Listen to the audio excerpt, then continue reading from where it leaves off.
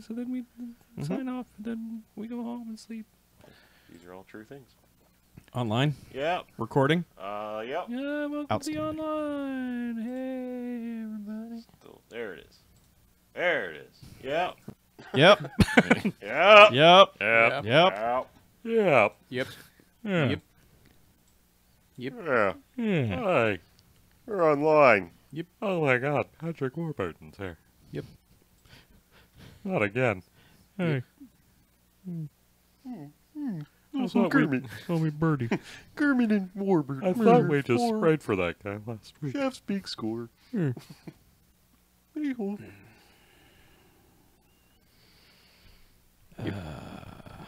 Yep.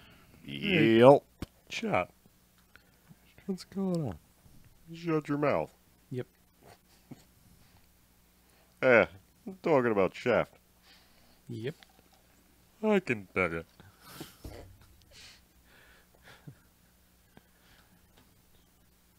Did you already do a tweet? Is there a tweet? Stand by. Oh, I'm just asking. Jeez, stand by for tweet. I just can never tell because Twitter's website I haven't yet. fucking sucks. I was in a weird place. Yep. Oh. You know what I mean? Yep. I do. Never tell if I'm looking at actual Twitter or like a hey while you were gone. Okay, Twitter. Yep. Okay, Twitter. Yeah. Okay, Twitter. Okay. Hey, you beta cock sons of Hillary. What? There's a tweet. Tweet. What? I don't want to retweet that. Why? I don't agree with it. Too bad. Next time you write the tweet. What the tweet say? I don't agree with it at all.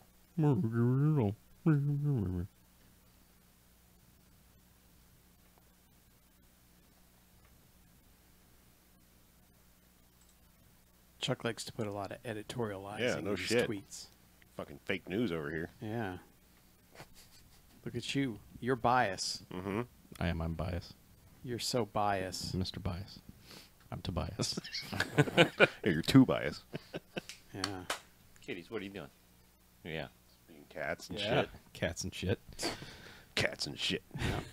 Yeah. All right. We're just going to fucking go. We're not okay. We're not waiting at all. Nope. All right. It's like 9:45, It's late. dude. Okay. It's Okay. late. It's late. Fucking ate at Arby's for like 2 hours. Yeah. Yeah, it was a dining Roast experience. beefed Yeah. it up.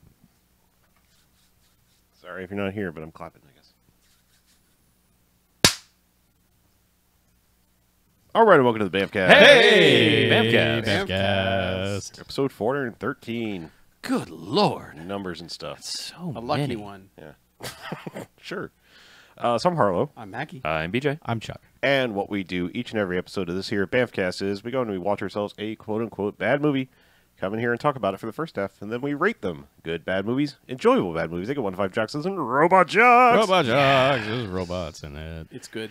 However, there are bad movies. And stay away. They get a negative sliding scale. 1 to 5 bags is in the giant bags of trash. In which they belong. They do Right. belong in them. They're bad. Toss them out. So, guys, unfortunately, I have some bad news. We're at the end of another blaxploitation history. Month. No. man. Yeah. No. You know? No. Well, you know, so these things have to end so that we appreciate them again, even more when they happen again. That's true. So, you know, Fair enough. Okay. Absence makes the heart grow Fine. fonder. that's true. But we're closing out this year's with 1972 Shaft's Big Score. Score. Sorry, I have to put the exclamation point that's in the title into the title. Yes. You must put the emphasis on it. Yeah, it's like airplane. So I got a real simple plot summary, and then we're going to talk about this here movie. Shaft is back to find the murderer of an old friend on the cold, hard streets with a little help from his new friends. Shaft gets by with a little help from his friends. Okay. Well, welcome back, Shaft. Welcome back. Welcome back. Uh-huh. Yeah. Yeah. Same director, Yes. Gordon Parks. Mm-hmm. Same year as Shaft. Yeah, they crank this shit out. Yeah. Did they like release Shaft and immediately go into production on Shaft? I think probably Produce? opening weekend they were like, get another one out there. Mm-hmm. I love that the tagline is even like, hey, you like the first one, here's more of it. Right. It's Yeah. They set up a corporation for The Shaft Shaft, Corporation, the yeah. Shaft International Films Limited Corporation liability. Yeah. Well, I mean, they do that with most movies, but yes. Usually they're not just straight like, hey, Shaft LTD. Yeah. Mm-hmm. Yep. They are this time, though. So yeah, Shaft is back. Yeah. Richard Roundtree. Mm-hmm. Back again. He sure is. Kind of. Shafting with- it up. Bumpy. Bumpy's back. Back again. Uh-huh. Moses Gunn. That was a fucking great name. Yeah. That will never not be an awesome name. Moses Gunn. Mm-hmm. And his And henchman, Willie. Willie. With the reverse mohawk still going. Willie, unfortunate male pattern baldness. Yeah. Yeah, it's another Shaft movie, but doesn't have anything to do with the first movie. No, it doesn't really need to. Yeah, even the setting feels different. Yeah. Like, it feels more suburban. It does. And it's Like, also Shaft felt like you were in New York City. yeah, this is almost barely in New York City. Yeah. Also, it's winter. So it's the Batman Returns of the franchise. It's Oh, yes. Yeah, I especially liked all the penguins with missiles on their backs. yeah, Well, to be fair, it's I a think- weird third act. I think the first one primarily took place in Harlem, and this one is all about out in Queens, which is significantly more suburban to Yeah. Harlem. I mean, not by a whole lot. I mean, it's still a city, but yeah. But this one starts super low key, and Oh, yeah. it stays low key for a long time. Like I was really getting worried about this movie for a while because it seemed like nothing was going to happen.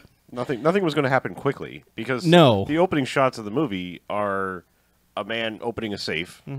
Casually, Yeah. Slowly. As we Sensuously. learned, I mean, the name is on the safe. At first, I thought that was just the name of the safe name company. of the safe company. Yeah, But no, it's like they got a branded safe. But yeah, he is slowly opening a safe, slowly taking out money, slowly putting it in a paper bag, and then slowly, like you can see on the wall when he turns around that like it says insurance on the wall. But then he it looks like he just goes in another room the way it's cut. But I guess it's a couple doors down or something like that. It's next door. Yeah. Yeah. I mean, there might be a connecting hallway or something, but it's also a funeral parlor next door. So I like that. It's like, we'll give you life insurance and then bury you, I Yeah. guess. One-stop shopping. if we don't pay out, your casket's free. But yeah, and then he kind of slowly goes in there and sticks the money like up underneath a coffin, and a janitor comes Inside the coffin, like inside, underneath the like under the bedding, pillow and everything. for Yeah, lack of a better term. yeah.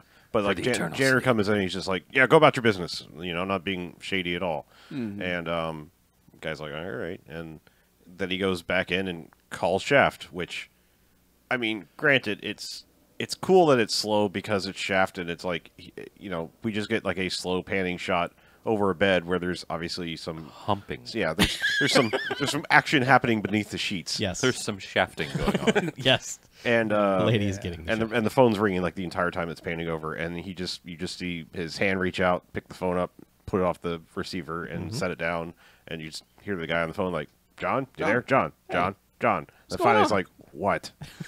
He's like, it's me, and he's like, who? And he's like, it's me. Like, I need you to see you like right now. I already put $5,000 in your account, down payment. Like, get down here now. And he's like, it's 2 a.m.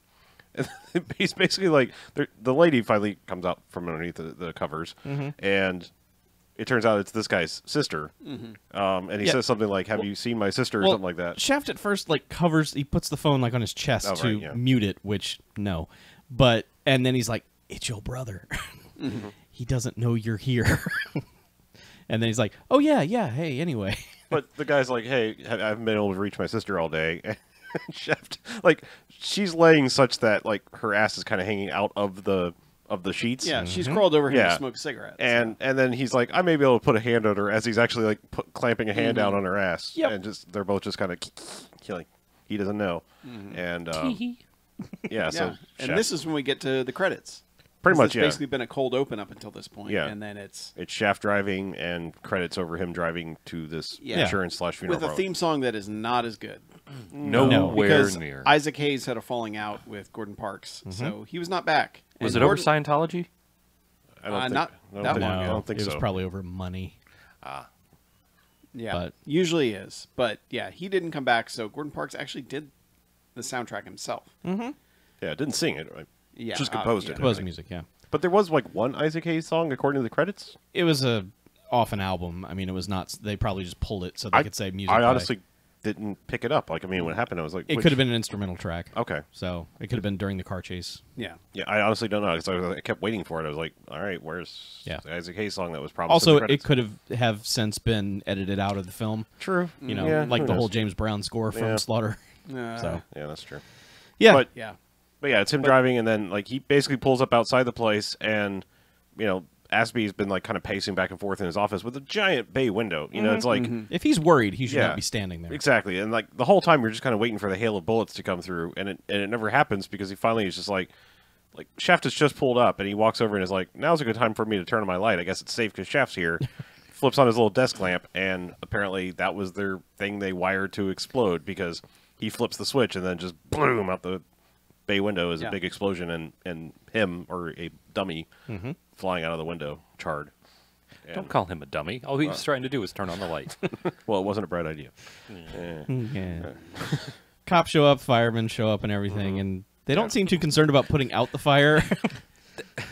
They're more concerned with knocking the windows out on the second story than Right. putting out the fire that is in the front room, literally a foot inside of the giant glass window that he got blown through. They're all walking by that like it's a mild inconvenience. Like, But They're New York City firefighters. Whatever. the sauntering continues as the business partner shows up. Kelly. Yeah, Kelly, and he kind of like goes over, you know, to inspect the body and like lifts it up and you know gets the crocodile tears because you know it's pretty much obvious like 2 minutes later that he's the bad guy and he had something to do with this. They don't. You know, this is one of those movies like, ooh, surprise! It's the business partner. It's you know, Yeah, no. pretty much apparent because as soon as the you know Captain Detective guy is like, what do you know about it? And he's got the tear rolling down his cheek and he's like, I was with him 100%. He was going to build that orphanage up in Harlem and Everybody yeah, loved him. everybody loved him. No one He had didn't have any any problems. enemies. Yeah, health, oh, is that what it was? Okay. Children's Children's Health Clinic. Okay. But then he kind of just goes into the still burning building, and then it's like starts ordering 2 firemen around. He's like, "Hey, help me move this safe. Yeah. I obviously can't leave it here," and doesn't help him at all. Like he's like, "Help me move the safe," which it equates to, "Hey guys, move this Move safe this for safe me." for me. I'll supervise. So yeah, they move it over to the shop, and he's like, "All right, you can close the door behind him." Dismisses them, opens up the safe, and there's no money. And it's like, yeah, he's like I said, at this mad. point, you're already like, "Oh yeah, obviously he's a bad guy, and he had something to do with this." I love that everyone does the same thing with an empty safe that I do to my mailbox when I didn't get mail a certain day, which is to put your hand in it and touch all sides of it. Like maybe there's secret mail in here. Like, everyone, when the safe is never empty, know. they always go in and just touch all the sides of the safe. Like, oh, yeah, it's empty. Never know. You never know. They might have taped something to the underside. Yeah. The same thing that the post office does. Sneaky stuff. That would be pretty funny. Like just once, like tape a note on the upper part of your mailbox is like, "Sorry, you didn't have any mail." Yeah, it's just like, oh, here's the mail. Oh, fuck. Stop looking. Yeah. Also, Shaft. They talked to Shaft briefly, in which he tells the police, not the chief, but the detective, Yeah. who was Teehee in Live and Let Die, Okay. same actor. All right. But yeah, he basically tells him, "I don't trust any black honkies with flat feet," Yep. and then leaves. They do not have a good relationship. It's the only time I've ever heard a black person call another black person honky. Yeah. Well, I mean, But I guess In that particular phrase. considering he's a cop, Yeah, it right. makes sense. Yeah. He's also shit. Because they have to establish, yes, that Shaft still hates the cops. Right. He'll work with them, but not friendly. sort of. Yeah. Yeah. He'll work around them more Yeah. like, yeah. But then it's a prolonged funeral scene too. Like it's just long march to the cemetery with music playing. Like again, like we are basically doing this in real time because that's how slow this is. Yeah. And you know, this is where like the funeral, like Bumpy's there, you know, from the first one, and he can kind of they have some back and forth, Shaft and him. And Yeah, he's like, "What are you doing here at this funeral?" And they're like, "Well, yeah, so I gotta knew pay our him. respects." because there's a lot of funerals around here. Yeah. It's like if we figure we'll be going to yours next pretty goes- soon. And he goes, "You're not invited." Invited. We'll send a wreath. Eh, it's a Yeah. real strange back and forth. It's like because Shaft doesn't really have a comeback for that. He's just like, all right, thanks, I guess. Sure, I'll be Yeah. dead. Yeah, I'm rubber, you're glue. Yeah. Anyway, I have to go disappear for another 10 minutes out of this movie. Yeah. Yeah, but it just leads them back to her house Yeah, they the take her sister's home. house, which I don't know if it was what's his face's house or not. Probably. Yeah. Yeah. I don't know if she lived there with him, but yeah. She seems to live there from now on. Yeah.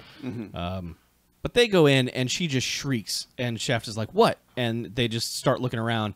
This place has been mildly tossed, and it's lightly ransacked. like a cat ran through chasing something and tussled a few things. Like, Or you got drunk and were stumbling in on the way home. Yeah. And knocked a couple things over. I mean, the crux of or this my movie, nephew was left alone for 45 seconds. Yeah, the crux of this movie is that the bad guys are looking for $250,000 in cash, and they come in and they just ruffle some pillows and move like a painting crooked. You know, it's like, no, you would be cutting everything open, and if you're that determined to get your $250,000, you would be ransacking this place. But anyway, they're like, "Oh, heavens to Betsy, the place has been ransacked," and Shaft is like, "Stay here. I'm gonna go see if I can find whoever's doing this." Yeah. And if he's checking upstairs. Yeah. Well, yeah, because he's like, "Hey, watch her," because what's his face? Kelly. Kelly is like gone with them, and as if you needed more convincing that he was part of this.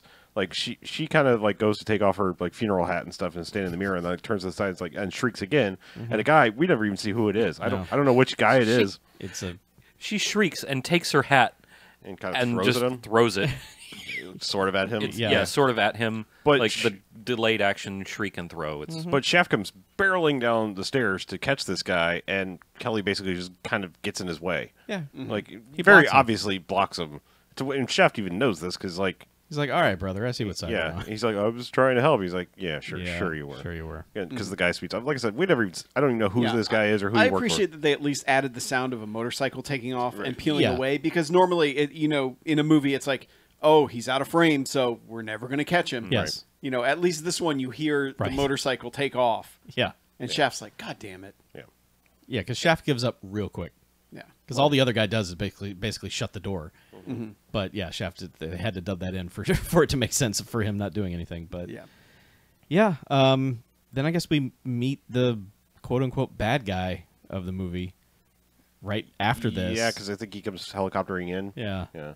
Yeah, who is Gus Muscola. Yeah. And man, talk about another slow entrance because there's a helicopter scene and him landing on his rooftop pad and This fancy motherfucker. although I really like this entrance. Like sure, it's because he's got his valet and his henchman, and they just sort of slowly walk. They walk in from the rooftop, and then it cuts to I guess their apartment or whatever. This apartment which has like 12 rooms in it, and he like takes off his jacket and takes off his tie and hands him over to the henchman, and then his valet hands him an ascot and a silk robe, and he puts on the silk robe, and then the valet makes a drink for him and hands it to him, and he climbs up on a pedestal, which you think he's gonna play his fucking golden piano. giant piano, giant like marble pedestal in the middle of this. But then he just kind of reaches behind it and grabs a clarinet. Fucking clarinet. And it's just like, time to jam on the clarinet for a while. And that's literally what he does. Yep. And he dukes out with his flute out. And one guy starts to dial on the phone that's there, and it's the old rotator dial, and he gives him this look while he's playing clarinet. And the guy's like, "Oh, sorry, boss. Yeah. I'll go take this in the bedroom." And they kind of have him go upstairs and then look back and be like, "You fancy motherfucker, what are you doing?" Yep. Well, I kept waiting for some explanation because like his valet gives him kind of like googly eyes. Now He does. He kind of puts his head down in his hands and rests on the bar and just stares at This him. dude is constantly wearing sunglasses, and but you can still kind of see his eyes, and they look weird. And I was like, is this guy blind? Like, I mean, it's like they never really explained it. It's just like he's always got this strange look of like I'm wearing sunglasses, but you can still see my eyes somehow. Dead eyes. Yeah, but like he kind of does the like, oh, he's so dreamy when he plays the clarinet scene. Maybe he's just a really big fan of clarinetting. Yeah, he could be. Dootin'. Yes. Them doots. He's just a clarinet groupie, man. Yeah. He just he searched long and hard to find a boss who would play the clarinet. Clarinetophile. Hey, man, when you find a job you like, you stick with it. Yeah, you do. Sometimes the perks are worth it. Yeah. Like clarinet solos. Uh-huh. You're obviously not a fan of the arts, Chuck. I like the arts. I like them. Just not these arts. I don't like this guy's arts. Yeah. This fancy Well, fuck. and that's the thing. Like, this guy's just weird. Like this mob boss is kind of like it diffuses all his threateningness, and it would be cool if it was like, you know, played off as, okay, he's real, you know, he's real soft. He's like, because there's a lot of like when they're gonna call to get Kelly to get the money, the henchman guy's like, you better have our money by 8 a.m. And he's like, man, we don't need to push him. Yeah, you get more flies with honey. He's constantly like apologizing for that guy and like dressing him down. And it would have worked if eventually in the movie he just fucking snapped and just like, you know, beat the hell out of somebody, or, you know, or just like did something out of the blue where you're like, oh, this guy's unhinged. But they never go there with it. Yeah, really. like he has the capacity for it, but you know, he doesn't have to because he's so far above it generally. Yeah. But so it just kind of like, I don't know, it just neuters this character, and then, you know, they just go. Well, all out with it by him playing a I was going to say when his entrance everybody. is like super Liberace-esque, you know, it's like, oh, okay, are we supposed to be scared by this guy? I mean, he even has Liberace hair too, you know, it's just like big poofy. But he's the fancy guy. And, And meanwhile, the cops have kind of like brought Shaft in. Yeah, because they're like, hey, we saw you talking to Bumpy. Yeah. And the other guys at the funeral. What's You're going on with that? Aren't you? Because basically, they're like, somebody's been running the numbers here in town, and at first they're like, we figure it's you. You know, we figure you bumped him off. You working with him because you were dating his sister. His sister's your lady, and you can take over the action if he's out of the way. You know, and Shaft's like, the fuck ever, man. Yeah. Plus, do you make this stuff up, or does it just come to you in some sort of fever dream? Yeah, but the captain dude has like his lackey cop guy who's like right off the bat getting real physical with Shaft and like. Well, they were roughing up a guy in the hallway. Yeah. And well, it wasn't him, but it was just somebody. No, else. I know. Yeah. But like, you know, and they're like, "Hey, what'd this guy do?" And it's like, he robbed this place and robbed this place and smashed a police car, and Shaft is just like, "Man, leave him alone," you know. And so then, like, the captain goes into his office, and Shaft is still standing there, and that's when the lackey dude just kind of pushes Shaft to go into the office, and Shaft is 2 seconds away from murdering that man. Yeah. Like, he whips around and is just like, man, I will fucking kill you. And I was like, yes, kill him.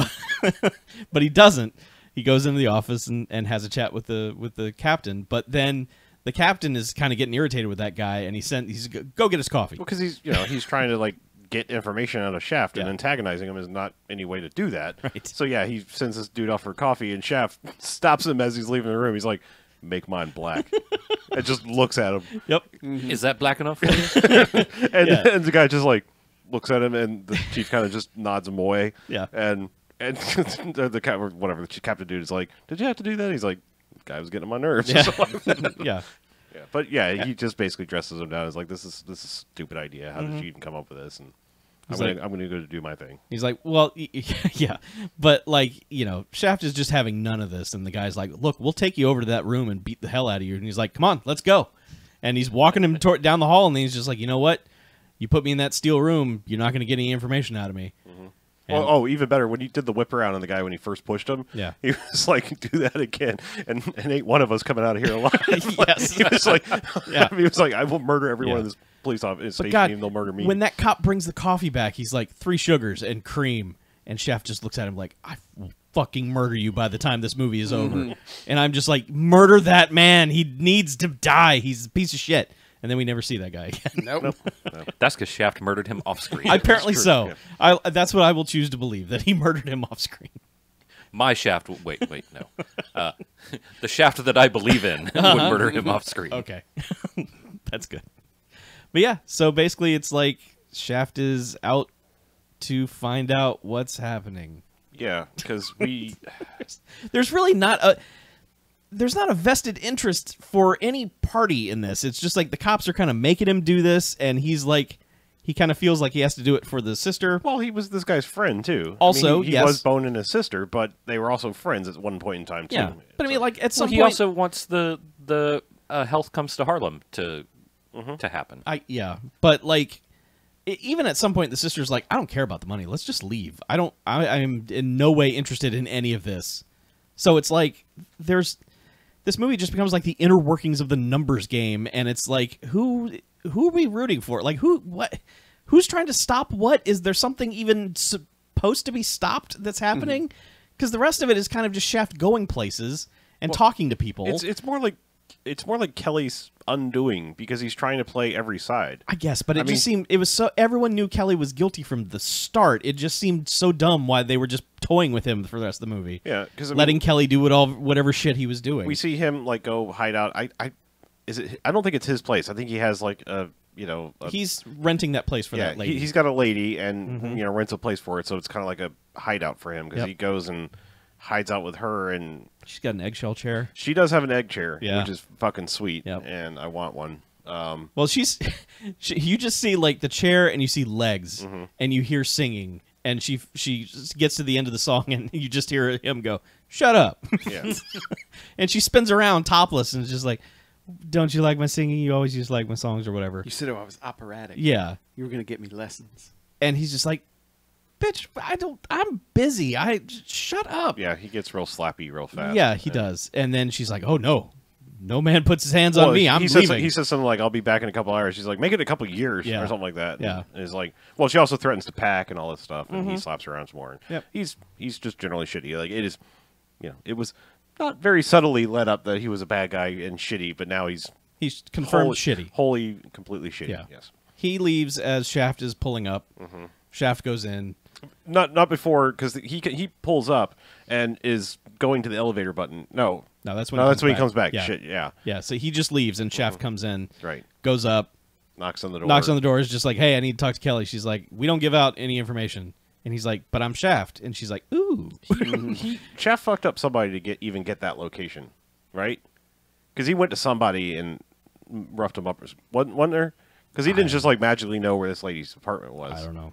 I thought there was a scene where he went and fucked. I don't know. This movie's so slow. It feels like that was like 6 hours ago. Yeah, okay, like so even if he did, it was so nondescript. It was just like, all right. Yeah. But she's like, "Oh, Shaft, okay, come in," and she's just basically like, "Ow, my face," and she's like, or he's like, "You should put something on that, something cold," and she's like, "Well, come in and take your clothes off." Yeah.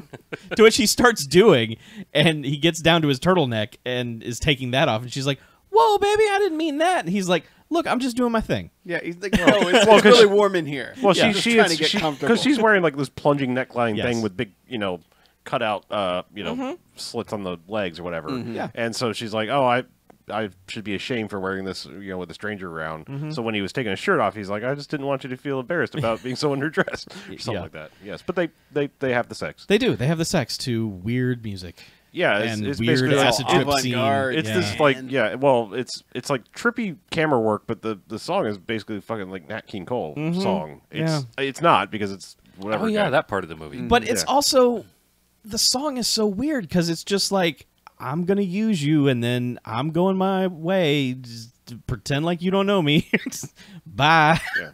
We're here for one specific purpose, and then 4 hours later, I don't know you. Yeah, I'm just saying, like it's weird. This was happening. The best love song ever. I guess this was happening all like through one of those like weird acid trip filter things on the camera, but with this song, and I was like, I never saw Shaft fucking to Easy Listening. Like that just doesn't feel right. Well, it wasn't his house. That's true. And but yeah, so they have the sex, and then Kelly comes back. Yeah. While he's getting dressed, and he's just like, "Yeah, I gotta go. You heard the song. I don't know you." So there's a back door. Yeah, Kelly comes to the front door, which she has put the chain on, and he's like, "I'm gonna break this door down," and then she's like, "Try it." And so, well, she shuts the door like she's gonna undo the chain, and then locks the deadbolt. Yeah, but this is the part I want to point out when he is coming back to the building, because like we're still watching the wrap up of the sex thing, and we're anticipating him coming in and go like, "You're fucking my woman," and all this shit. And so like for once, it's interesting that it's a slow build up to this, because it sets you up for all of this. So he's down in the lobby just frantically banging the elevator call wailing button. On the call button. Yeah, and I mean, come on, he's had a bad morning. He's had a bad morning of his own making. He's had mobsters basically tell him, "Yeah, you better have your $250,000 or you're fucking dead." Sure. Yeah. But he has a gambling problem too. Yeah, yes, sure, of course he does. But he's wailing on the call button, and then it finally opens, and the like little old church lady basically comes out, and he's like, "What the hell are you doing in the elevator up there?" And she's just like, "Where'd you learn your manners?" Like go or something like that. It's like where'd you learn your fucking manners or something like that? She's like, "You need to Or how dare, no, she goes, how dare you talk to a lady like that? You know, you need to learn your fucking manners. Yeah. Yeah, that's what it was. And he's just like, well. Well, and then And just she walks says off. it with menace. Oh, too. yeah, She's like, yeah. you need to yeah. watch your fucking manners. Yeah. Yeah. By the way, Shaft beat up the numbers guy in the apartment building. Is that what it was? Yeah. Okay. There was a guy going door to door getting That's the numbers, right. and That- yep, yep. Shaft accosted The him. happy delivery guy. Yeah. Yeah, because he was like, hey, you won. Here you go. Yeah, Yeah. it's- yeah, This it's guy like- loved his job. Yeah, it's like, nah. That's what it, yeah, Yeah. yeah. Okay. So, whatever. He comes to the door, that whole thing happens, and Shaft slips out the side, and then she locks the door on him and also slips out the side and is like, fuck you, I'm going, bye. Yeah, she's like, I packed. I had sex with Shaft, and I packed, and I'm gone.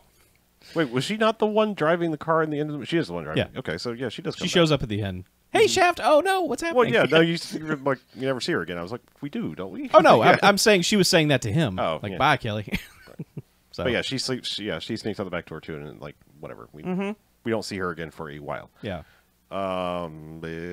Like I said, it's a whole bunch of like Kelly going back to Italian Liberace mobster dude. Yeah. And like, I'll have the money tomorrow, and then he's just like, yeah, it's cool, whatever. And, and the henchman guy being like, you better, you're fucking dead, and Yeah. all that kind of shit. And then he goes to see Bumpy to basically does. play the other side. And he's like, look, this It's guy's... like, you can buy in, give me $250,000, and I'll give you 25% of the business. And Bumpy's like, how about 60? Well, first he's like, how about 50? No, how about 60? Because Yeah. like, it's expenses for having to take out Italian Liberace dude. Yeah. And And Kelly's like, well, if the widow has half and you have 60%, I have less than nothing. And Bumpy's like, ain't my problem. he says a good line. We just don't remember it, and it's not in any of the quote things. No. It's like something about problems and Oh, he says, he's like, listen, baby boo. yeah, there's a And big- then blows cigarette ashes. he goes to shake his hand, like, do we have a deal? And he just blows the cigarette ashes in his hand. And like Willie comes in and is just like, man, you got fucking clowned on. The guy just opens his hand and blows the ashes in Willie's face. I mean, the three of them have great interactions. Like any scene that Bumpy and Willie is Yeah. great. But yeah, so Kelly's has problems, and then Shaft goes to a nightclub. fucking sweet Mother ass, Ike's. Mother Ike's. fucking sweet ass. I fucking want to go to Mother Ike's. I knew this place was cool from the outside somehow. Like to me, understated exterior means generally fucking Oh, cool yeah. ass interior. It's of just a a place. basic door with some lights running up the sides, and you're like, with a valet. and like you can hear the music, and you're like, okay, this place is probably pretty cool. Because Oh yeah, the fucking jazz funk fusion music was loud as fuck Yeah. outside. But yeah, this place is like you look up 70s. Yeah. it's this place. yeah, there's like this psychedelic table in the middle that ladies are dancing on, and it's just like there's only like 10 tables inside, 10 two-person tables. And it's all that like cool like European future tech, Yeah. like 2001-esque furniture. Yeah. Yes. In it, and Yeah. and It's there's all just, and mod. there's just all mod people in there too, like all types of different people, Yep. and like I guess there's not really gambling happening out in the main room. No, This not the is- main. The yeah, main this room is like just for bar- dancing and bar drinking. dancing, and Yeah. all this stuff. But like, cigarette girl comes over to Shaft and is just like, "Can I get you anything?" And he's like, "Well, what time are you off?" And No, she's No, like, "You want a she cigarette?" And he's offers like- it. Oh, yeah. and he's like, "I don't need a cigarette. You got anything else for me?" And she's Yeah. like, "I get off at 4." Yeah. Do you have anything else I might be interested in? I get off at 4, and then she boops him on the nose. Yes, she does. Little boop. Like, hey, chef, boop. Yeah. So he's just like, all right, this place is cool. And then the dancer finishes her dancing, and just immediately comes over and is like, hey, Shaft, where's your lady? And he's like, I ain't got no lady tonight. I bet you $100 that back door doesn't go out to the back. And she's like, yeah, I don't gamble. I thought you were here for the show. Right. Mm. Yeah. But then, like, they've left the back door wide You're open. John Shaft. You're You're just- supposed to fuck. Yeah, you just see gambling going Yeah, on back and there. we see Kelly in the back. Like that's also they tried to put a hit on Chef. They before this happened Oh, because Kelly basically tells or he agrees to whatever buy-in as long as they take care of Shaft, and they're like, you give us 50% of your thing or whatever, Yeah. and we'll take care of Shaft. And they sent his weird glasses valet dude and some other guy Yeah. to act like flower delivery guys, and Shaft immediately caught up on it and basically just opens the door like and just punches them in the face and takes them out.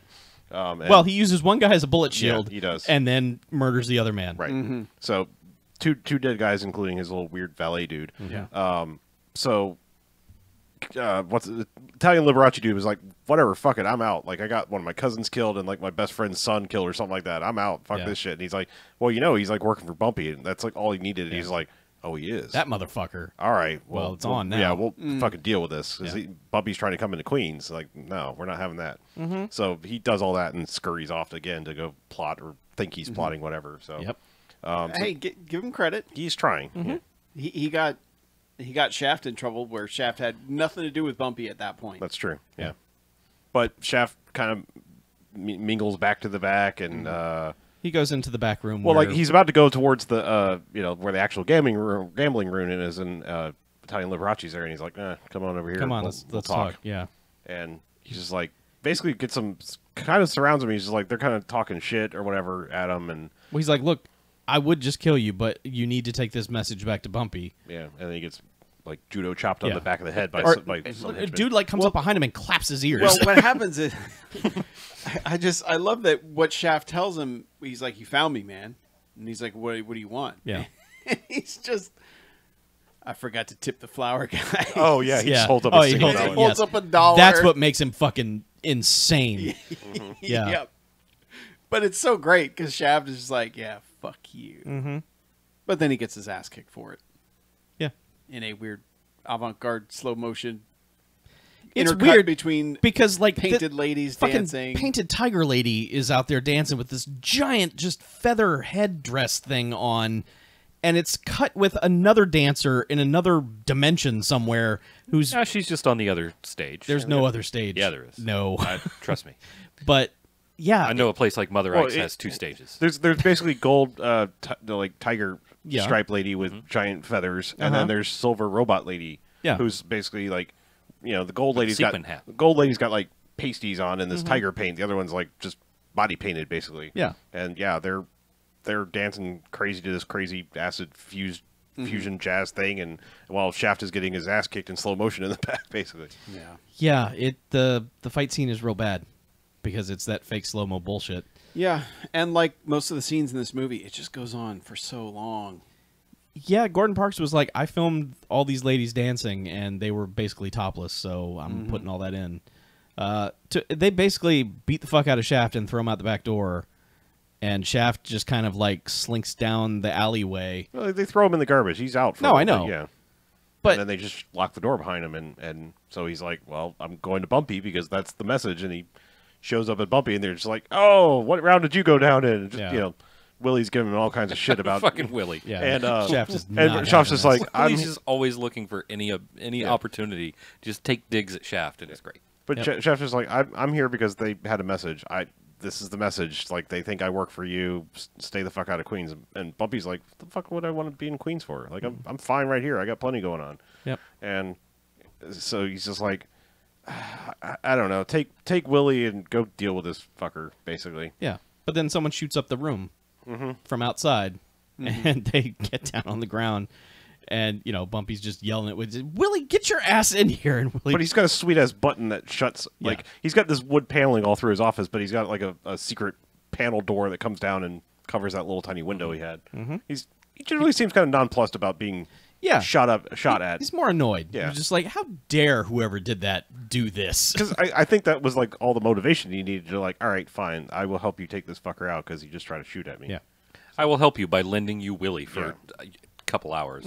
So their grand plan is to go pretend to be window washers outside Italian Liberace's house. Yep. He's got a lady there, and they, we don't see it, but like they were finishing having the sex. They were. And they, come out and then she's really like, money, daddy, and Money, please. yeah, Yeah. and she literally just holds her purse in front of him. Right. Like, It's- ahem, yeah, tip.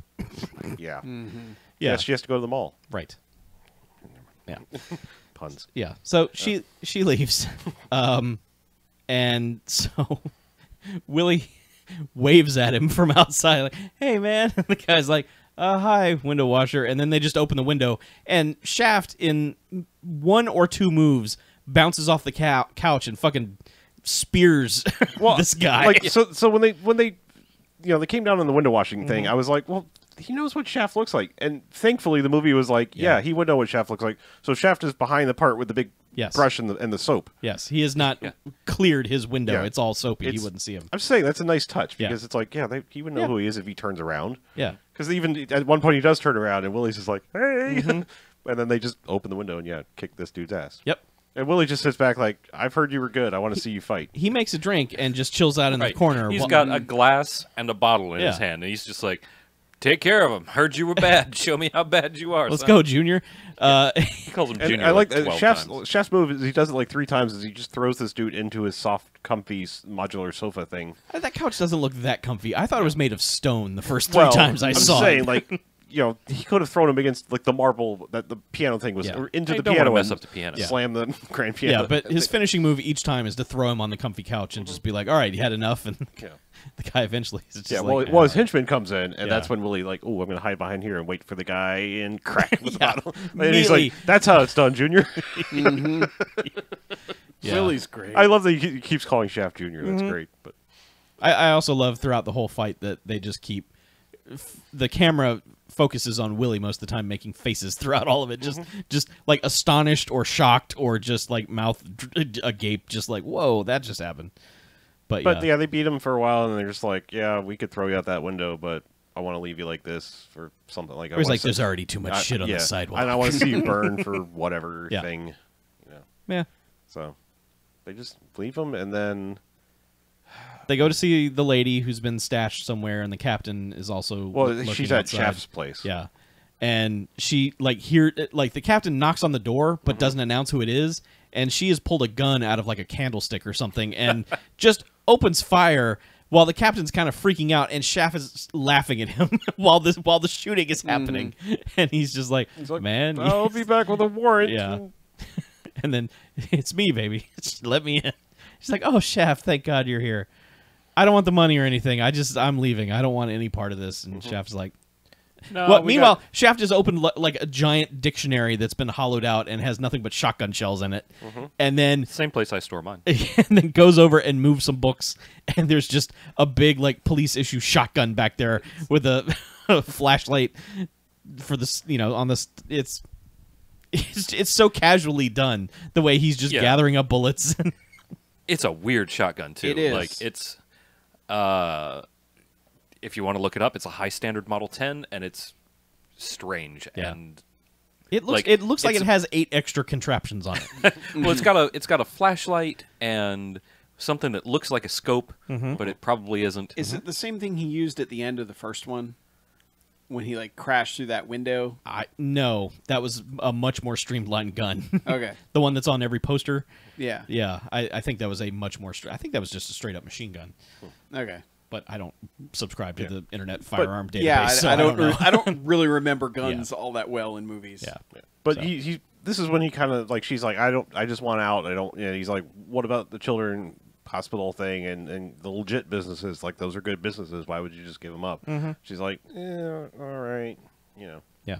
Oh, also, Kelly has figured out that the money has been buried in the cemetery. Yeah, well, he went and talked to the janitor finally. Yeah, and then got information and was just like... He's like, yeah, there's a brown paper bag, but he didn't have it next door, and he's I just thought like, it was a little weird. Like, yeah. why would he have groceries? And But he's like, nothing's been touched in here except for the casket that he was buried in. That's gone. And Yeah. Kelly's like, oh, okay, the money's in that casket. you Let's could go clean up the chapel. Don't mind me. I'll be grabbing these shovels and the hearse and a couple of guys. Yeah.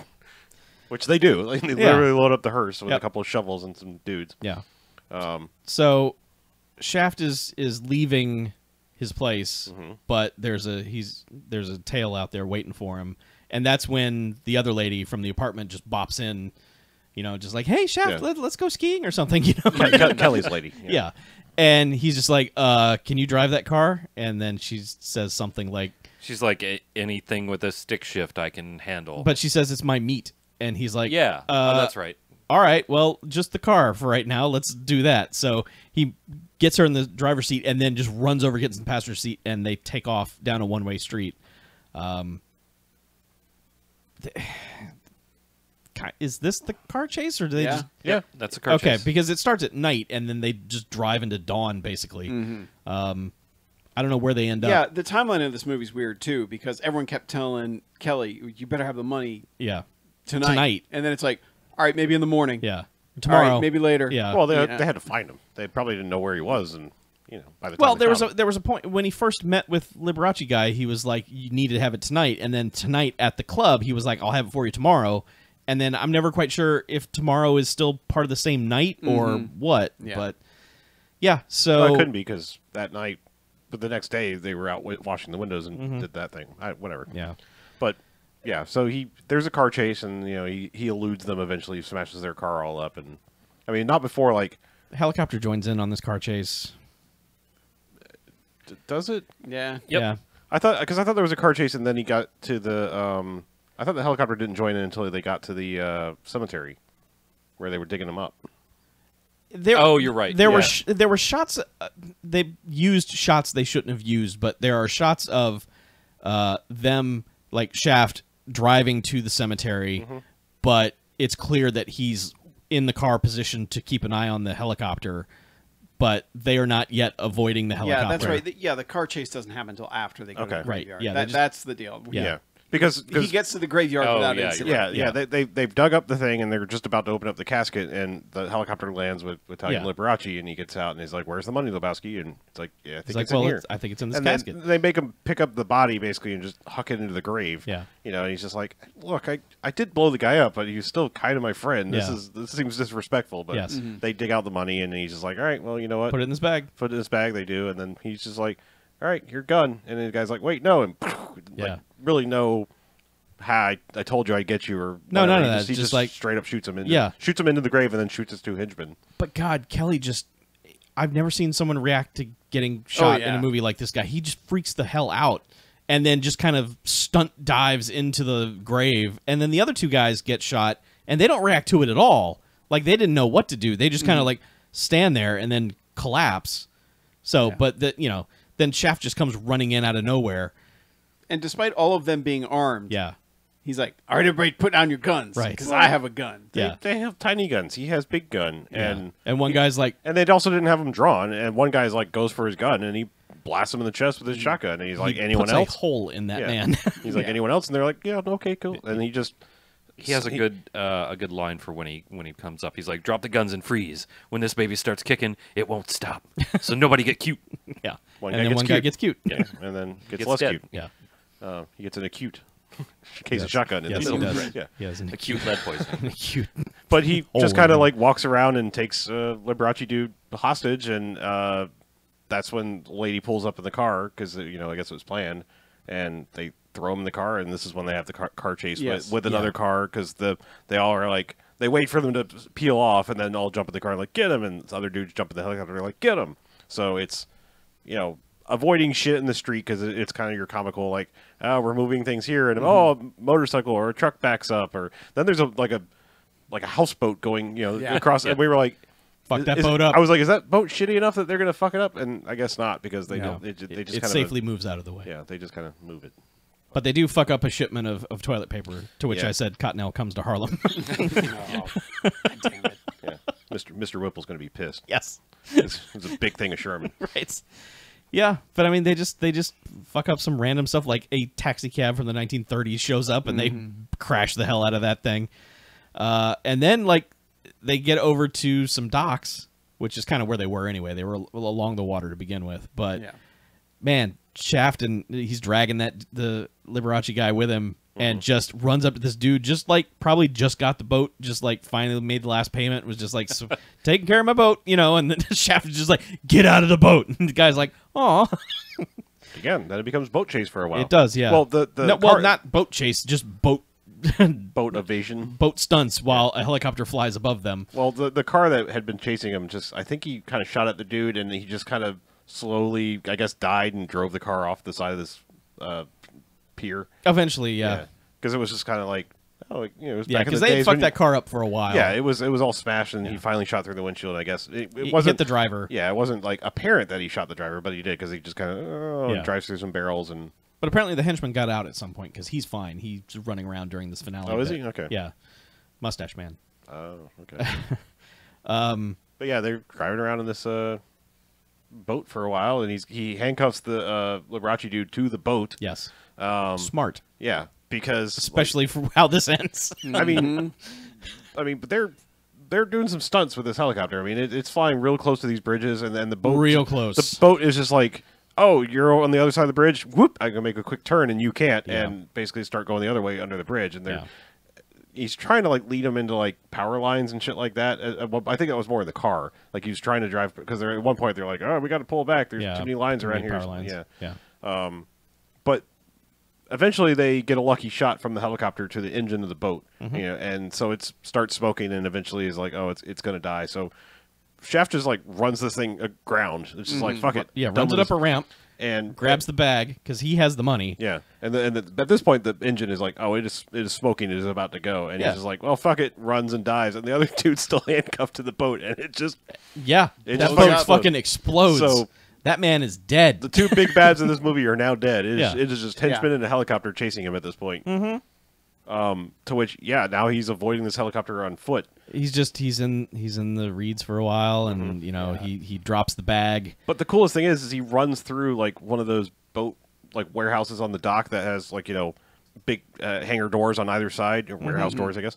But he's running through on foot, and the helicopter follows him.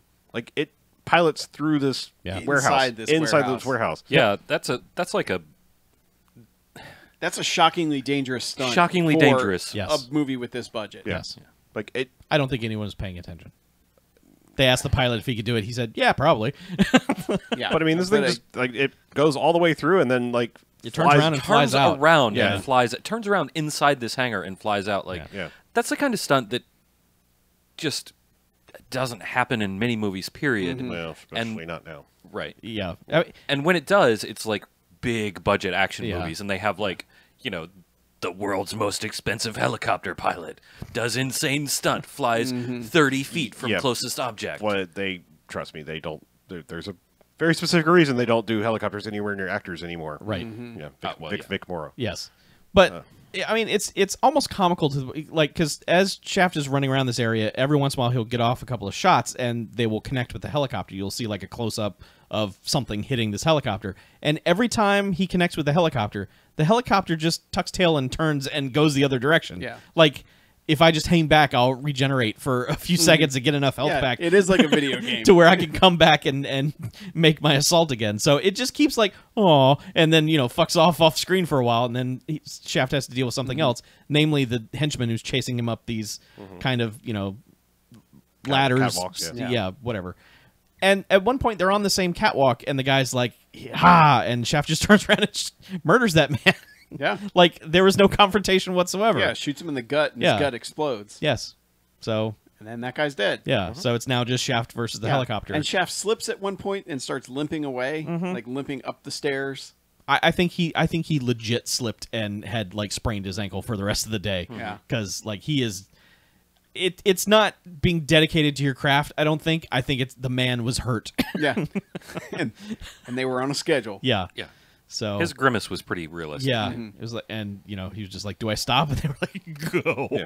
But at a certain point, the helicopter is just kind of hovering in the middle of a yard, and he just finally points the shotgun thing up there, and I guess. Well, he's blasted the dude who was shooting at him in Right. the leg, and his leg like fucking explodes at the knee. Yeah. And so That guy gives a good shriek, yeah, too. and then eventually that guy gets shot again to where he falls out of the helicopter. So it's just the pilot at this point. The pilot really doesn't know what to do, so he's just kind of hanging out in the middle of this area, and so that's when Shaft shoots it again, and apparently eventually it was the kill shot. yeah, it was And just like that's chopper all you fireball need. time. Yeah, so Real chopper fireball. Yeah. Which is pretty good. yeah, Yeah, this was not some model they blew up. This But I was mean- an actual chopper. Yeah, like this is flaming coming down the ground, and you already hear the sirens coming up. So Shaft goes back into the reeds again and drops his gun and drops the bag full of money. Yep. And then just kind of walks out like, yeah, well, fucking helicopter chasing me. What are you gonna do? All the cops are there, and Shaft just casually walks over, and they're just like, "Hey, Where's the money? yeah," and he's like, "I don't know, must be on his way back to Harlem," and they're like, "All right, see ya," and he limps away, and that's the end of the movie. Yeah, credits come up, and I mean, it's Well, they show another shot of the, money. Yeah. Yes. sitting there. Which I mean, like these detectives aren't detecting shit throughout this entire movie, so there's a good chance they just want to be like, "Yeah, it's a big fireball. Yeah. Get a wrecker. All right, we're out here. Looks Let's like this wrap one this up." took care of itself. Yeah. Let's bring the firemen And in to watch this fire for I'm 20 assuming minutes. he just walks back in and is like, "Oh yeah, the money's still here because they're fucking idiots," and Yeah. walk off. And here you go, or kids. he put it all in his jacket. Maybe. He was kind of puffed up at the end. I don't know if that was, the numerous bandages he needed because he had fallen down a lot. But yeah, I kind of want to say the title is a lie because you don't necessarily know if he got that money or not. He got the money. Okay. It He was also his big settled score. the score. So Oh, he settled the big score? that was his Okay. big score. Was the big score that he settled. I guess we'll see by the third one if he's fucking balling or not, because I don't think Shaft would have kept the money. it's his big score. He's scoring it for the health Shut your Yeah, mouth, Chad. for the children's for the Harlem kids. residents. For the Harlem residents. I was trying to figure out if there's like a collective noun for Harlemites. Harlemites. Sure. That Harlem might be right. I don't know. Harlemite. Harlemite. New Yorkers. I'll kick your motherfucking ass. I am Harlemite. God damn it. Rat soup eating motherfucker. It's a rat soup eating. My impression of Chuck doing impressions of Rudy Ray Moore. Thanks. It's a big hit. All right. Shaft's big score is over. Uh-huh. It is. Yeah. Time for the ratings. I guess it technically gets a Stargrove. That theme song is not as good, but it's still about Shaft. Yeah, it kind of is. Yeah. And I like the music throughout the movie. Yeah, it's Music is It's a good. pretty fine. damn good jazzy sounding soundtrack. Yeah, I mean it's not Isaac Hayes, but what are you gonna do? The only weird part about it is that there would be weird random intervals where like a full orchestra would kick in over the track, but they were out of sync somehow. Like they weren't listening to the beat. Yeah. Like, you had a bunch of white musicians not understanding the beat of the music, and it was just like, get in on it at the top of the, Yeah. So, but yeah, it was a lot of freeform, just like, hey man, just wail on your horn. Yeah. Just go, Or fucking your go guitar for it. or whatever. Yeah. Yeah. I liked it. There was one track where the music stopped, but the guitar guy kept going for like another 30 seconds, just like, meow. That guy knew it was his moment. Yeah, he was like, man, this is it. The other thing that's interesting, like about the soundtrack aspect, is number one, this movie's not particularly well mixed. Like, No. I mean, there's parts where it gets real loud, and also like the audio apparently just kind of goes out of sync sometimes. Like, I Yeah. don't know if you noticed Yeah. that. Like I wasn't sure if that was a but then it was what we were fine. watching Yeah, on, it was or- like scene to scene. It was either out of sync or perfectly fine, Right. and that's really Yeah. strange. But I was gonna say, like, there's certain parts where the music cues will kick in before you realize it's the music cue kicking in. So like, there's one part where it's kind of like a clapping rhythm thing starting up, but it sounds like someone's just like doing a slow clap off screen. Yeah, Yeah, I mean, it was kind of weird because like you hear this, yeah. and I'm like, who's slow clapping? Yeah. And it's like, oh, that's the Oh, soundtrack the kicking. soundtrack is just going. Okay. Yeah. Yeah. Yeah. It was just like, and there'd be like little things like a, and it's like, is that? Oh, okay, that's the music kicking in. Yeah. So ratings. Yeah. I think this one's going to be interesting. I can go 1 jocks. Okay. It's kind of dull. Shaft is still cool, but he doesn't feel as cool as he was or as in control as he was in the first movie. He feels more like he's kind of the guy who's a step behind the whole time. Mm-hmm. And I don't like that it dispatches its 2 bad guys so unceremoniously. I mean, granted, one of them got blown up, but it's still kind of like the way it's filmed is just kind of eh. I mean, the henchman who he shoots on the railing, who then falls off the railing, and we get a nice shot of the dummy going down to the bottom of this thing. Mm-hmm. That's more interesting, and the chopper fireball is more interesting than the deaths of the actual guys we should probably be caring about more. Mm-hmm. So, I mean, but still, I mean, it's enjoyable. I just feel like they could have chopped about 20 minutes off this movie just in shortening scenes. They didn't even have to remove any scenes. They just had to shorten a few of them, and it would have been a much tighter, better experience. But I can still say it's one jocks. Yeah. Okay. Go ahead and skip me. I'm still thinking about it. All right.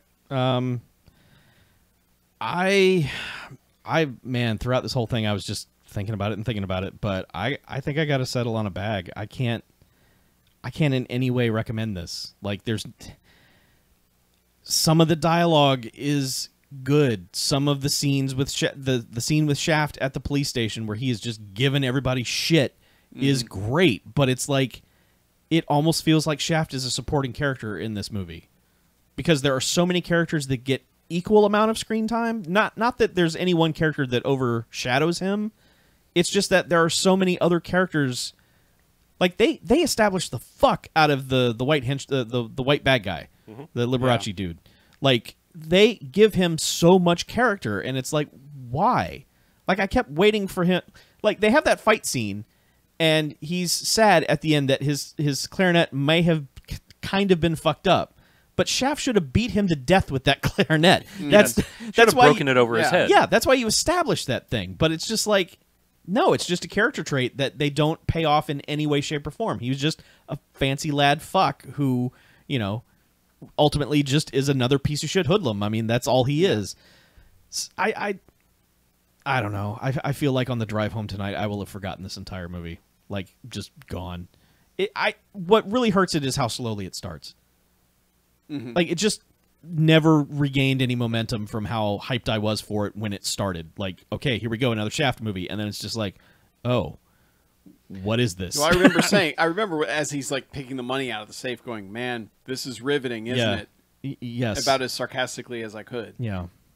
Yeah, I don't think it ever really picks up much momentum at all. It never does, and that's the problem. Yeah. Like, I mean, that building explodes in the opening credits or right after them, and it's just kind of like, eh? That's probably the most exciting thing other than the boat explosion. Yeah, it made me sad. Like, I'd heard people just always say, like, the sequels to Shaft are terrible. And I was like, look at that poster. There's no way this could be terrible. It's not terrible, but it's just like, just, yeah. So. Just yeah. Yeah, just yeah. Put that on the box. Okay, well, I gotta disagree. I actually really like this movie. It's funny because it's a stretch of an analogy, but there is the shot where it's kind of more artistic than it probably needs to be, where they are digging up the corpse, and you mentioned that it very much looks like the shot out of Raiders of the Lost Ark. Yeah.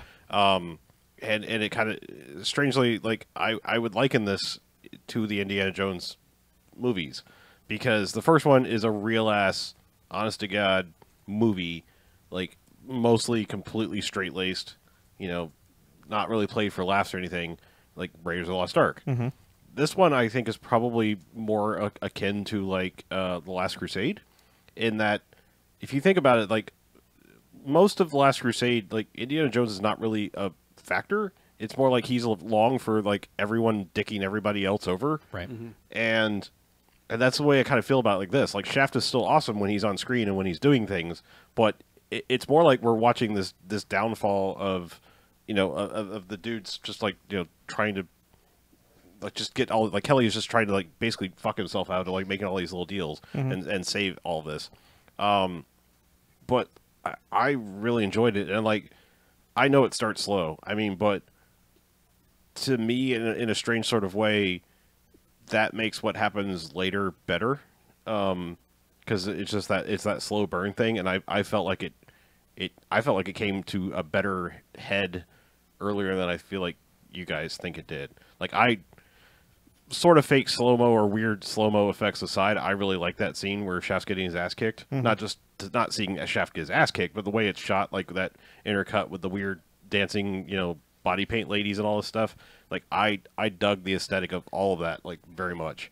And apparently, from all accounts, Shaft in Africa might as well be the Templar Doom or Kingdom of the Crystal Skull. Like, it's apparently fucking stupid and like just loses all respectability of the series. So I mean, I feel like this analogy was only going to get more apt as we proceed down the Shaft oeuvre. But yeah, no, I'm going to settle on Three Jocks. It's not the first movie, but I enjoyed the hell out of this, and I like the look. I like the dialogue. I mean, especially when Bumpy and Willie are involved. Yeah, I liked it. It's a little strange that they went with the fancy lad thing for the Liberace dude, but never really like have it kind of come together. Like, I think we would have written it, you know? No. Yeah. But I still... Well, it just doesn't make him interesting. Not necessarily. Like, yeah, I mean, I think they were kind of going... I mean, I feel like in a lot of ways they were going for a Bond thing for this. I mean, not only in the poster... I mean, the poster is very much of that era, like, Bond-style poster from the early 70s Bonds. Yeah. And I think they were just trying to make this dude like some Bond villain, but it never really congeals to like... I mean, it would help if like he had a competent assistants. But they immediately fail to hit on Shaft. He just seems incompetent by having a big giant open window and not being more aware of window washers. It's little things. It's like, well, there's nothing Bond villain about you except for you're a fancy fuck. Yep. Yeah. So I don't know. So- I just there's lots of problems with this movie. I just still enjoyed it a lot. So It's fair. I kind of agree with you about the tiger lady and space lady. I like the concept of that scene. I like the shots of the ladies dancing because, I mean, if you watch this movie, you definitely will. They're nice to look at, and they're done up interestingly. I really don't like that fight scene. I think it could be done a lot better if you use more of that sort of Edgar Wright style where, all the action is punctuated by, or all the music is punctuated by the action. yeah, but nobody even remotely done anything like that in 1972. Sure, I know. But, something like that where, if the cuts are timed to the music or something like that, it just would work a lot better for me. As is, the dancing ladies are nice, but the fight portion of it is just not that good. I also agree about the sort of Bond feeling to this. It's not like Shaft isn't very much like Bond in that sort of traditional Bond sense where, you have that cue and, I mean, he does have a gearing up with an interesting weapon, but you don't have that sort of sequence like you have in... He doesn't have the Bond. support staff. Yeah, he doesn't have the support. He doesn't have, world-ranging adventures. This is all in Queens, obviously. But it does have sort of that feel, like with with a couple villains and a couple henchmen, and it's just not really executed all that interestingly. Both of the quote-unquote big bads are kind of... they're sort of ineffectual, and I mean they do get one guy killed, but they don't find the money until almost the last part of the movie, and there's not that big of a threat from them except for the fact that the Harlem Children's Health Center might not get their money, which, I mean, is important, but they don't sell any of the danger of what's going on or any of the stakes that are presented in this movie very well. Like, it just feels kind of like an unimportant story in the world of Shaft. Like, this is something that happened in between Shaft's big adventures, Shaft's Big Top Adventure. I think Like, it feels like a very B story, and coming out that same year, they probably rushed it pretty well. Yeah. But having said that, having shit on it, it's not bad. It's, the stuff with Willie and Bumpy is great. Stuff with Willie and Bumpy and anybody else is great. I like their interactions with Shaft and with anybody else they interact with. Bumpy is just... Moses Gunn has his presence. And when he's on screen, he's just... he's going to say some good shit. Like, everything out of his mouth is going to be a good fucking line. Yeah. And I'm really glad they didn't, fuck it up. Because Bumpy was good before, and he's still good in this. So I'm glad they didn't drop the ball on that somehow. And Shaft himself is cool. He is Shaft-esque, but... I feel like he's not as big a presence as he was in the first one. All that being said, I think I can...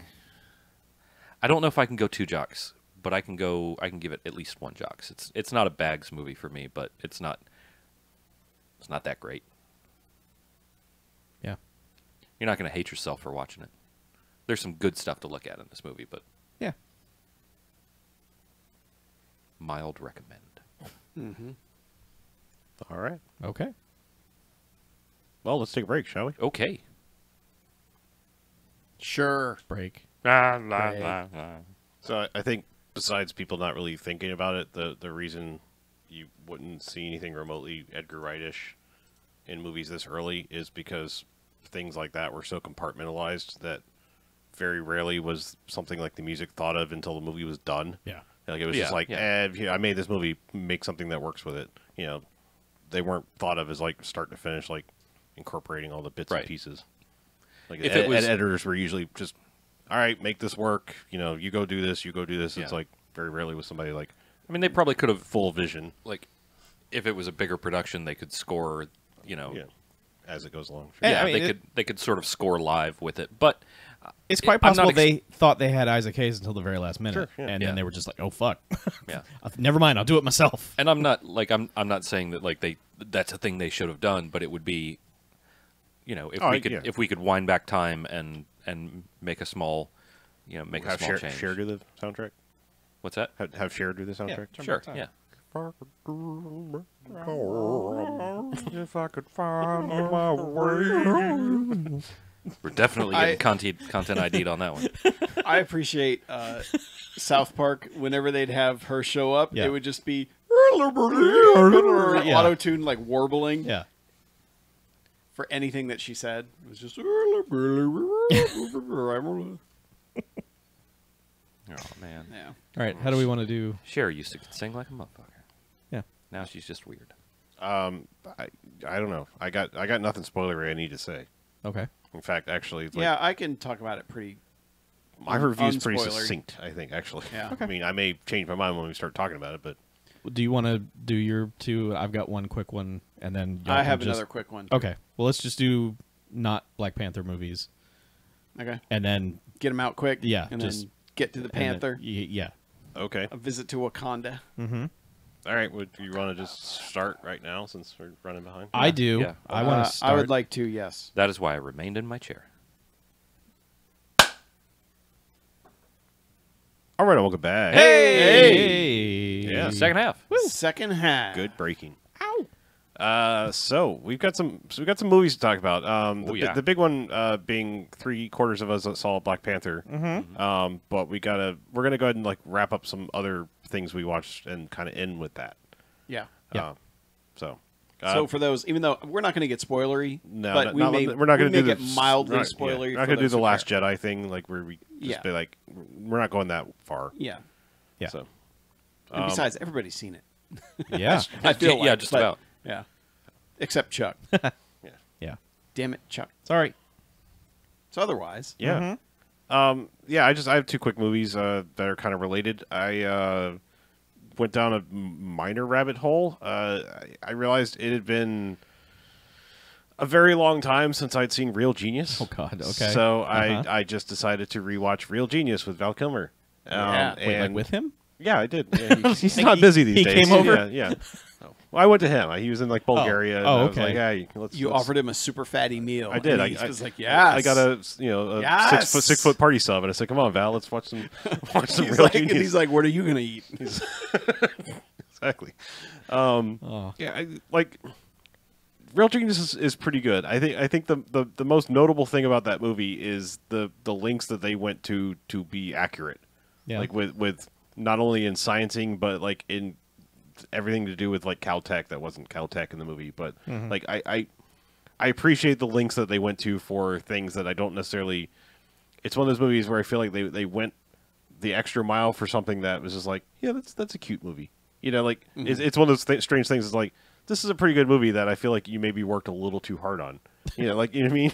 Hey, that kind people of thing. put work into comedies in the 80s. They were You know, Yeah. but Took you know what I'm seriously. saying? Like, I Basically mean, being like, you didn't need to do this Yeah. much. kind of like, I mean, not to spoil gags of a 20, 30 something year old movie or whatever the hell it is. But like the thing at the end with the popcorn, I'll just say that. Right. I'll leave that. Oh yeah, that's a hell of an That's expensive stunt. Yeah, that's fucking insane. Yeah. Like when you read the behind the scenes of like how many pounds, like tons of like literal tons of popcorn they used. I Yep. mean, it's fucking insane. Yep. And it's just like this is a cute movie. Did you need to go all this far? Like, I don't know. It's like the Blues Brothers. Like, I mean, don't get me wrong, Blues Brothers are fucking amazing, but they're dropping cars higher than the They Sears destroy Tower. a mall. Yeah, I'm saying like fucking insane shit like that. Anyway, Blues Brothers is better than Real Genius. But anyway, this got me thinking of like Val Kilmer movies that I had not seen in a long time. So in a totally sidetrack, not at all like Real Genius, I decided to rewatch Tombstone. Oh, okay, sure. Because it was just like, I haven't seen Tombstone in freaking forever. Uh-huh. You know what? Tombstone is fucking awesome. Yeah, that's Tombstone a is fucking awesome. Great movie, and Yeah. I kick myself for not having watched that sooner. And also, Wait, hold up.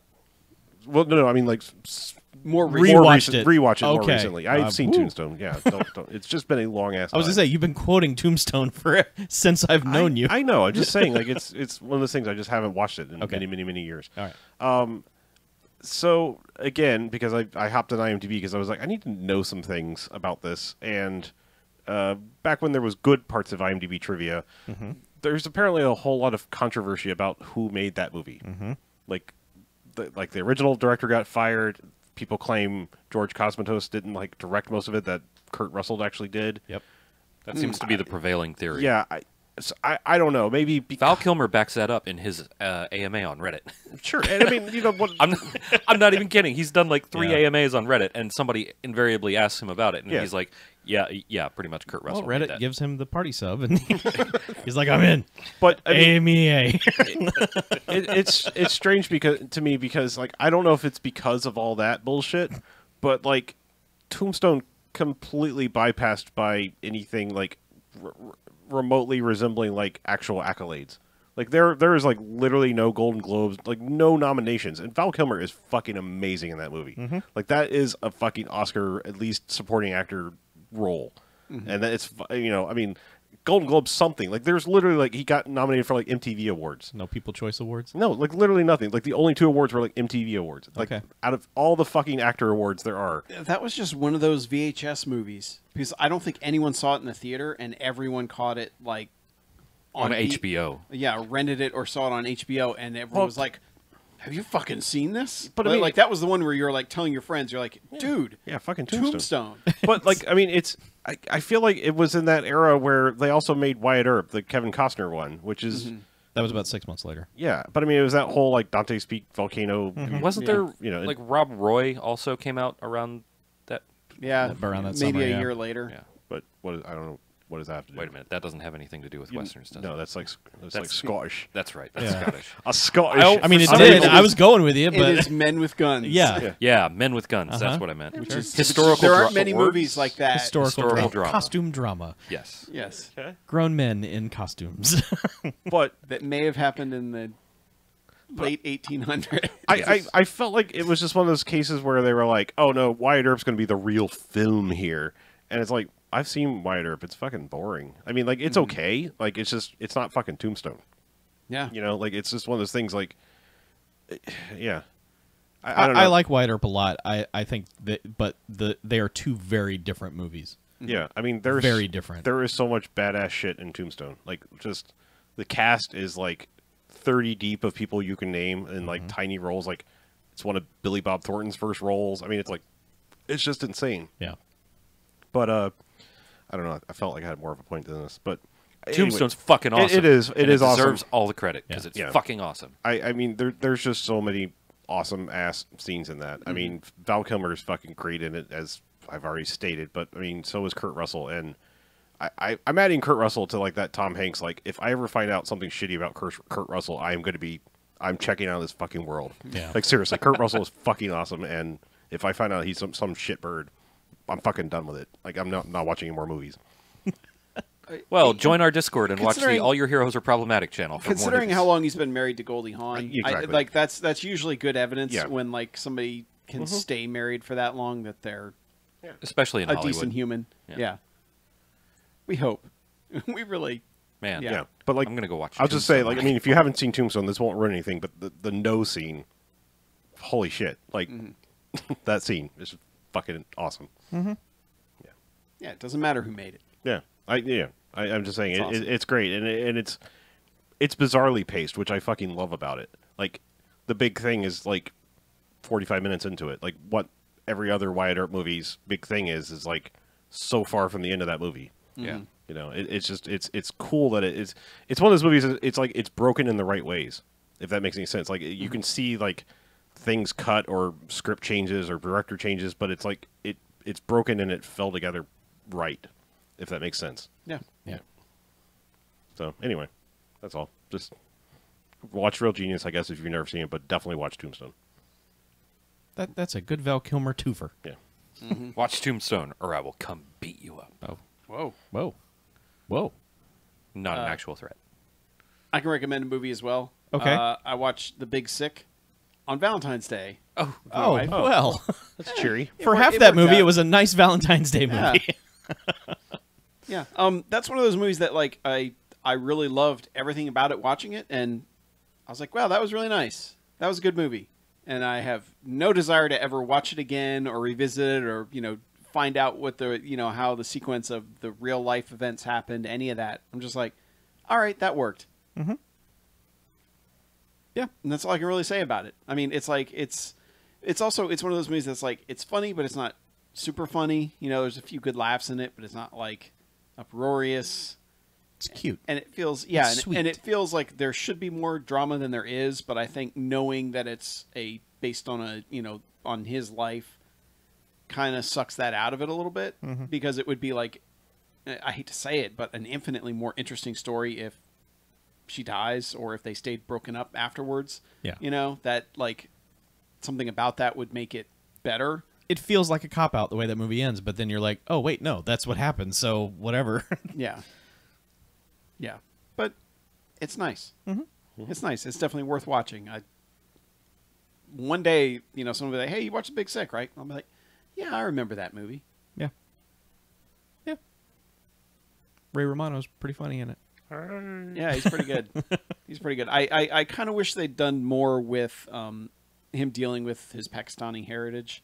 I mean, there's a lot of it in there, but it feels like for being the central conflict in their relationship, I feel like there should have been more of it. I don't know. That one-man show was pretty informative. I love that they all go, but they all give him shit for it. Yeah. Like, And every also- time he does okay, it. and that was the other thing I took away from that is like, man, it feels like everyone in the comedy world just hates each other. Oh, Like I know absolutely. it's ribbing and teasing and that sort of stuff, but it, especially the way it's portrayed there, it never feels good natured. No. It's It- like, it we're all feels- jokey, and hey, you got a gig? Fuck you. Yeah. Yeah. There's this professional jealousy that's like I have a feeling that's how it is. Yeah. That goes literally all the way down to like the very bottom of the list of comics. Oh Like, yeah, all the way down because to the way they're portrayed in this movie. It's like the people who are like, "Hey man, I'm working as a waiter, and I'm trying to do this." Well, they seem like On one. open There's, mic night. yeah, I was gonna say they seem like they're a step up from the open mic comics, but not by much. but it Yeah. goes all the way down Yeah. to even like the open mic comics or like the first time out comics. Yeah. Comics, I think, may be the worst people on earth. I'm not sure.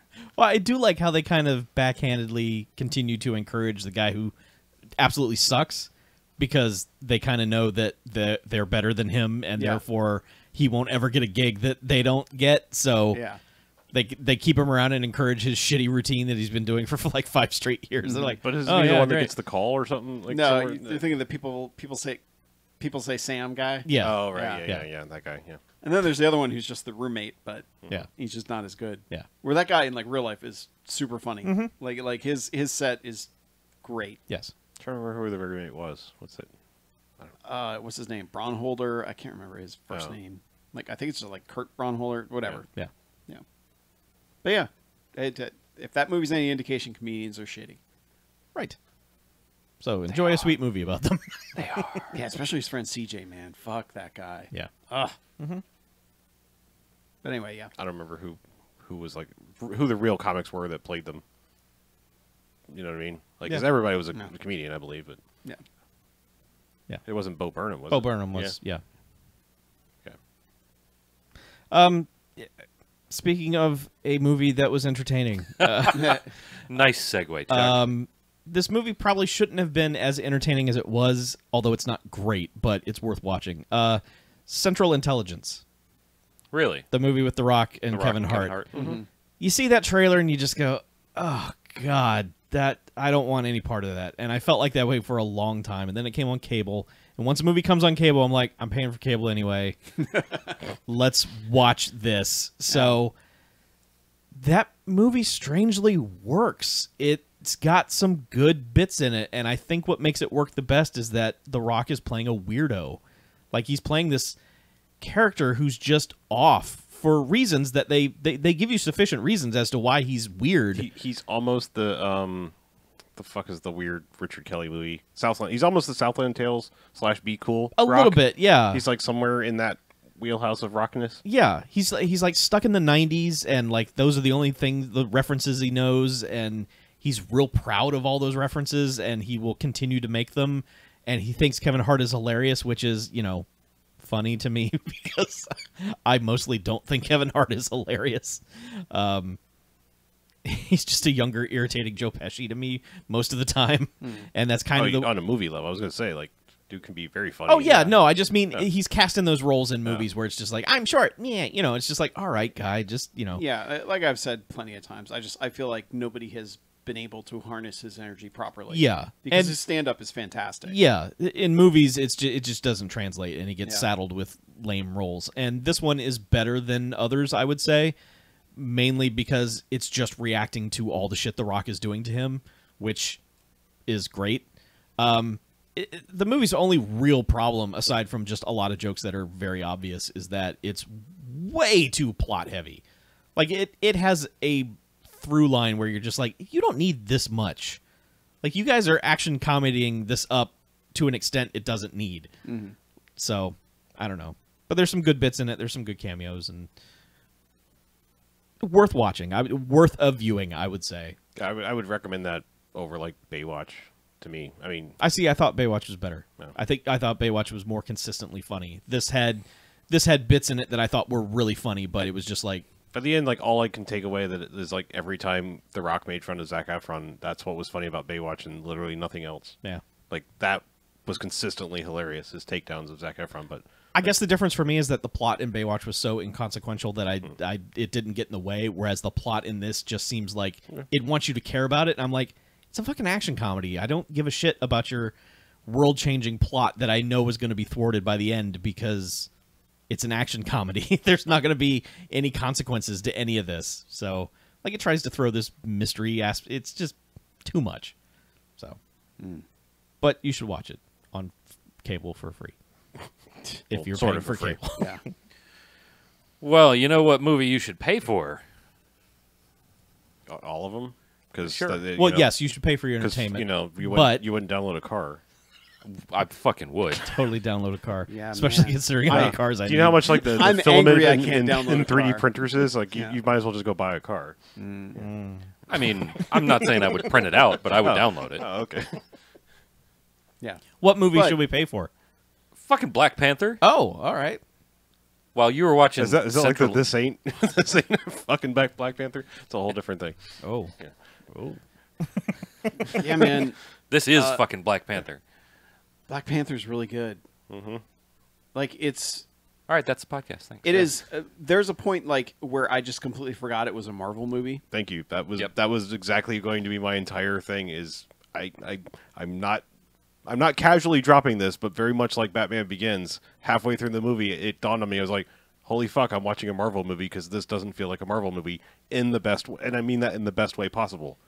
Like, because they've become kind of formulaic to an extent. I mean, that was my biggest, like, holy shit, yeah.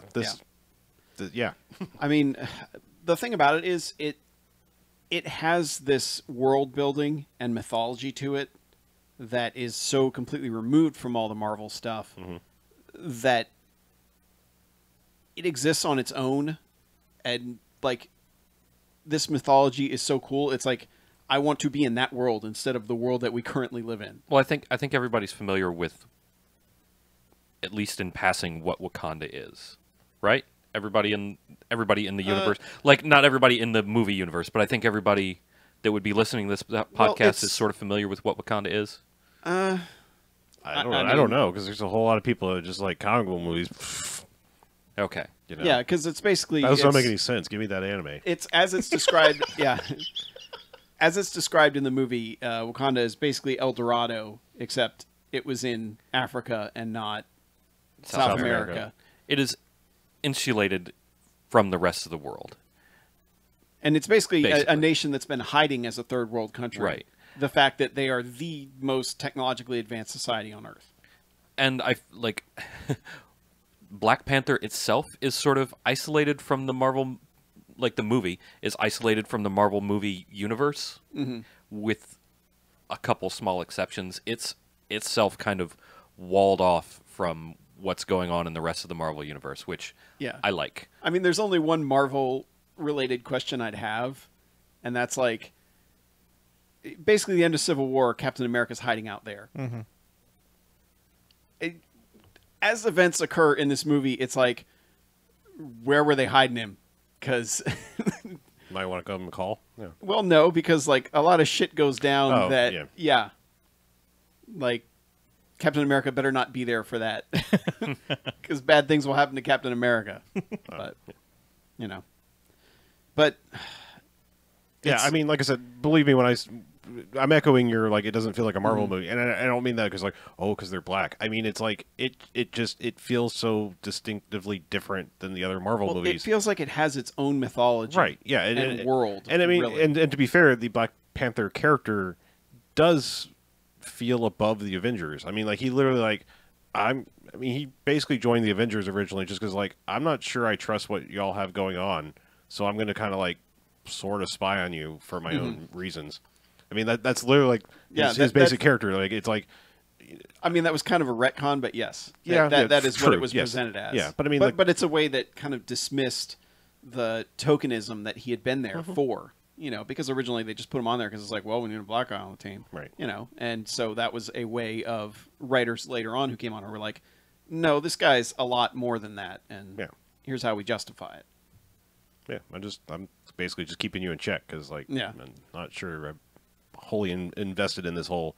Well, I mean, especially it's weird because, like, I feel like they've already missed the window of Marvel movies for him to come in and be that character because, like, I feel like we were having this discussion that, like, Iron Man 2, Avengers 2, all of these things are like, oh, we fucked up kind of movies. You know, like, they're all like, oh, we're, you know, our own hubris is what it basically is. Hubris has been the villain in a lot of several of these Marvel movies. Yeah, and I feel like they're moving past that and, like, going into Infinity War. It's like, oh yeah, remember when there's actual outside threats that can fuck shit up? That's why we call the Avengers. And it's like, it's interesting that they waited so long that they could have used Black Panther very much in that, like, I'm not sure I trust all your decisions here. Like, that Ultron shit was fucked up and all this, and it's like, you know. I'm glad they waited until the sort of timing worked out like it did. Cause, sure. Like, the director and the actors and everything. Oh, yeah. Yeah, I mean, just thinking about the fact that this is, like, you know, one of those, like, $200 million movies to make. And there are, like, 2 white guys with speaking roles in the entire cast. That is astounding. And that they got, like, Oscar winners in a big superhero movie. Yeah. You know? And, man, credit to Ryan Coogler, like, the way he tweaked the script, obviously, to make a lot of social points in the movie, you know, because the big conflict doesn't even become, all right, you know, it's Black Panther versus a villain. It becomes more like, how is this guy going to lead the society where their entire viewpoint is, we got it good and we can't let everybody else know or else they're going to come take it away, you know. But there's also, what responsibility does our country have to help everyone who doesn't have what they need? It explores a lot more things than, hey, there's a villain. Yeah. And it does it quite deftly, I think. Yeah, and Killmonger, the villain, Eric. Worst fucking name in the world. Yeah. I'm sure that's from the comics or something. Oh, yeah. Worst fucking name. God, I hate the name. So, Killmonger. Do we just want to call him Eric, then? I hate that name, too, because he actually has, I mean...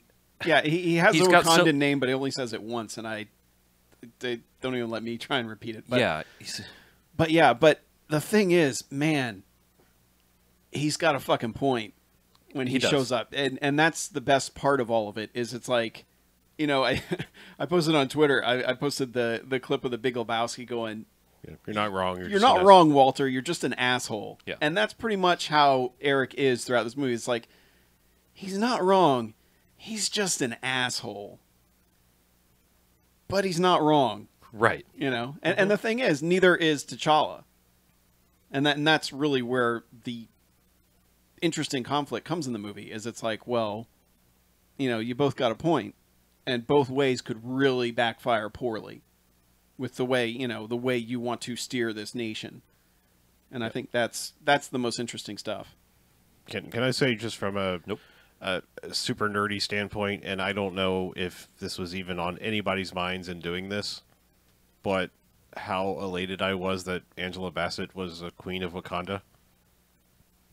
Because she should have been Storm from the get-go. Yeah, way back when, and, I mean, in a weird kind of way, she's where she belongs. I mean, if you follow the whole comic storyline, just saying, like, that's... I don't know if, like I said, I don't know if anyone in any way, shape, or form in casting was like, somebody will get this. You know, I feel like it was a little thread dropped of... Okay, so Storm ultimately ends up marrying Black Panther in the comics. Okay. And becoming Queen of Wakanda. Okay. All so right. by Thank her, you. Yeah. None of me were on the same page, Yeah. but I'm saying, like, it feels like a weird kind of retconning just to put her in that position in a strange sort of way. it may have been Like I not, said, but also Angela Bassett is Awesome. Yeah. pretty awesome. I'm just saying, like, it's from 90, what was it, 97, 88? When the hell did they start X-Men? She was perfect. She was like perfect age for that. When the hell was it first X-Men? 2000. Was it? Yeah, That late? the first 2000. movie was 2000. Shit. Oh, she was probably 35, and I don't know how old Angela Bassett is, but she was probably too Hollywood She old. still would have been great. She was Sure. She was perfect age at that time because Storm was always supposed to be slightly older. She was one of the original X-Men, and yeah. Well, not original, but Well, okay, yeah. Fine. Nerd fight. one Go. of the all-new X-Men. Yes, but she was always like portrayed as older than the kids. if Yeah. you will. I agree with that she should have been Storm, but I'm just saying, like, in my mind, it's a retcon. I'm allowing it in my Okay. mind. It makes me happy. I'll allow it. There's a thing that about Black Panther that I really like that I feel is a bucking of several years of trend of movies lately, or several years of movie trends, which is like there's been so much fucking gray and brown and black. The colors, not the colors of people, but like gray and brown and black, just drab colors in movies for so long. Fuck all that. And Guardians 2, Thor Ragnarok, Baby Driver, and Black Panther all are just, and I've seen them all within the last several months, but they're all just so beautiful and vibrant, and I fucking love it. It's so good to see movies that have just outrageous colors and pretty things to look at, and like the dress, the Wakandan, like their traditional dress is fucking beautiful. I love it. There's every color of the rainbow in every fucking vibrant and amazing hue, and it And they feels so good to look at that stuff on screen. they color-coded the tribes. Yes, but not like in a very bland way. It's like, okay, this tribe is primarily, sort of primarily blue, but they also have Well, they give them all schemes, but they're all exactly, like bright right. color schemes. it's fucking wonderful, except for one tribe. Oh yeah, but man, and also seeing it with an audience was really great because the lady next to me, man, there's a scene early on where Eric is in a museum, and he just fucking shuts down this lady running the museum, and this lady next to me just like, damn. I was like, yes. And then there's a scene later on where one guy basically just gets shouted out of the scene, where everyone's just like, you just shut the fuck up now. And like, I swear to God, she enjoyed this scene like she had been waiting her entire life for that scene to happen. And it just made it even more fun for me to just hear her, like, just the laugh building in her, where she was just so goddamn satisfied with that scene that sitting next to her, I was like, yes. And then there's a really great joke that happens right after that, too. But, and the little girl, there was like a little 6-year-old girl sitting next to my wife during the movie. And man, she fucking hated Eric so much. Like she was like I could feel the hatred coming off of her, like 2 seats over. So, it was Yeah, a it very works. it was It's a good. very fun movie to watch with an audience, and it had one of the better like hero's journey type things going on with the main character too. Yeah, I'm trying to think. Like, I mean, I guess we're in what, phase 3 of Marvel? That's how they do Yeah. it, is to lead them up to the Avengers. So, is phase 3 the best?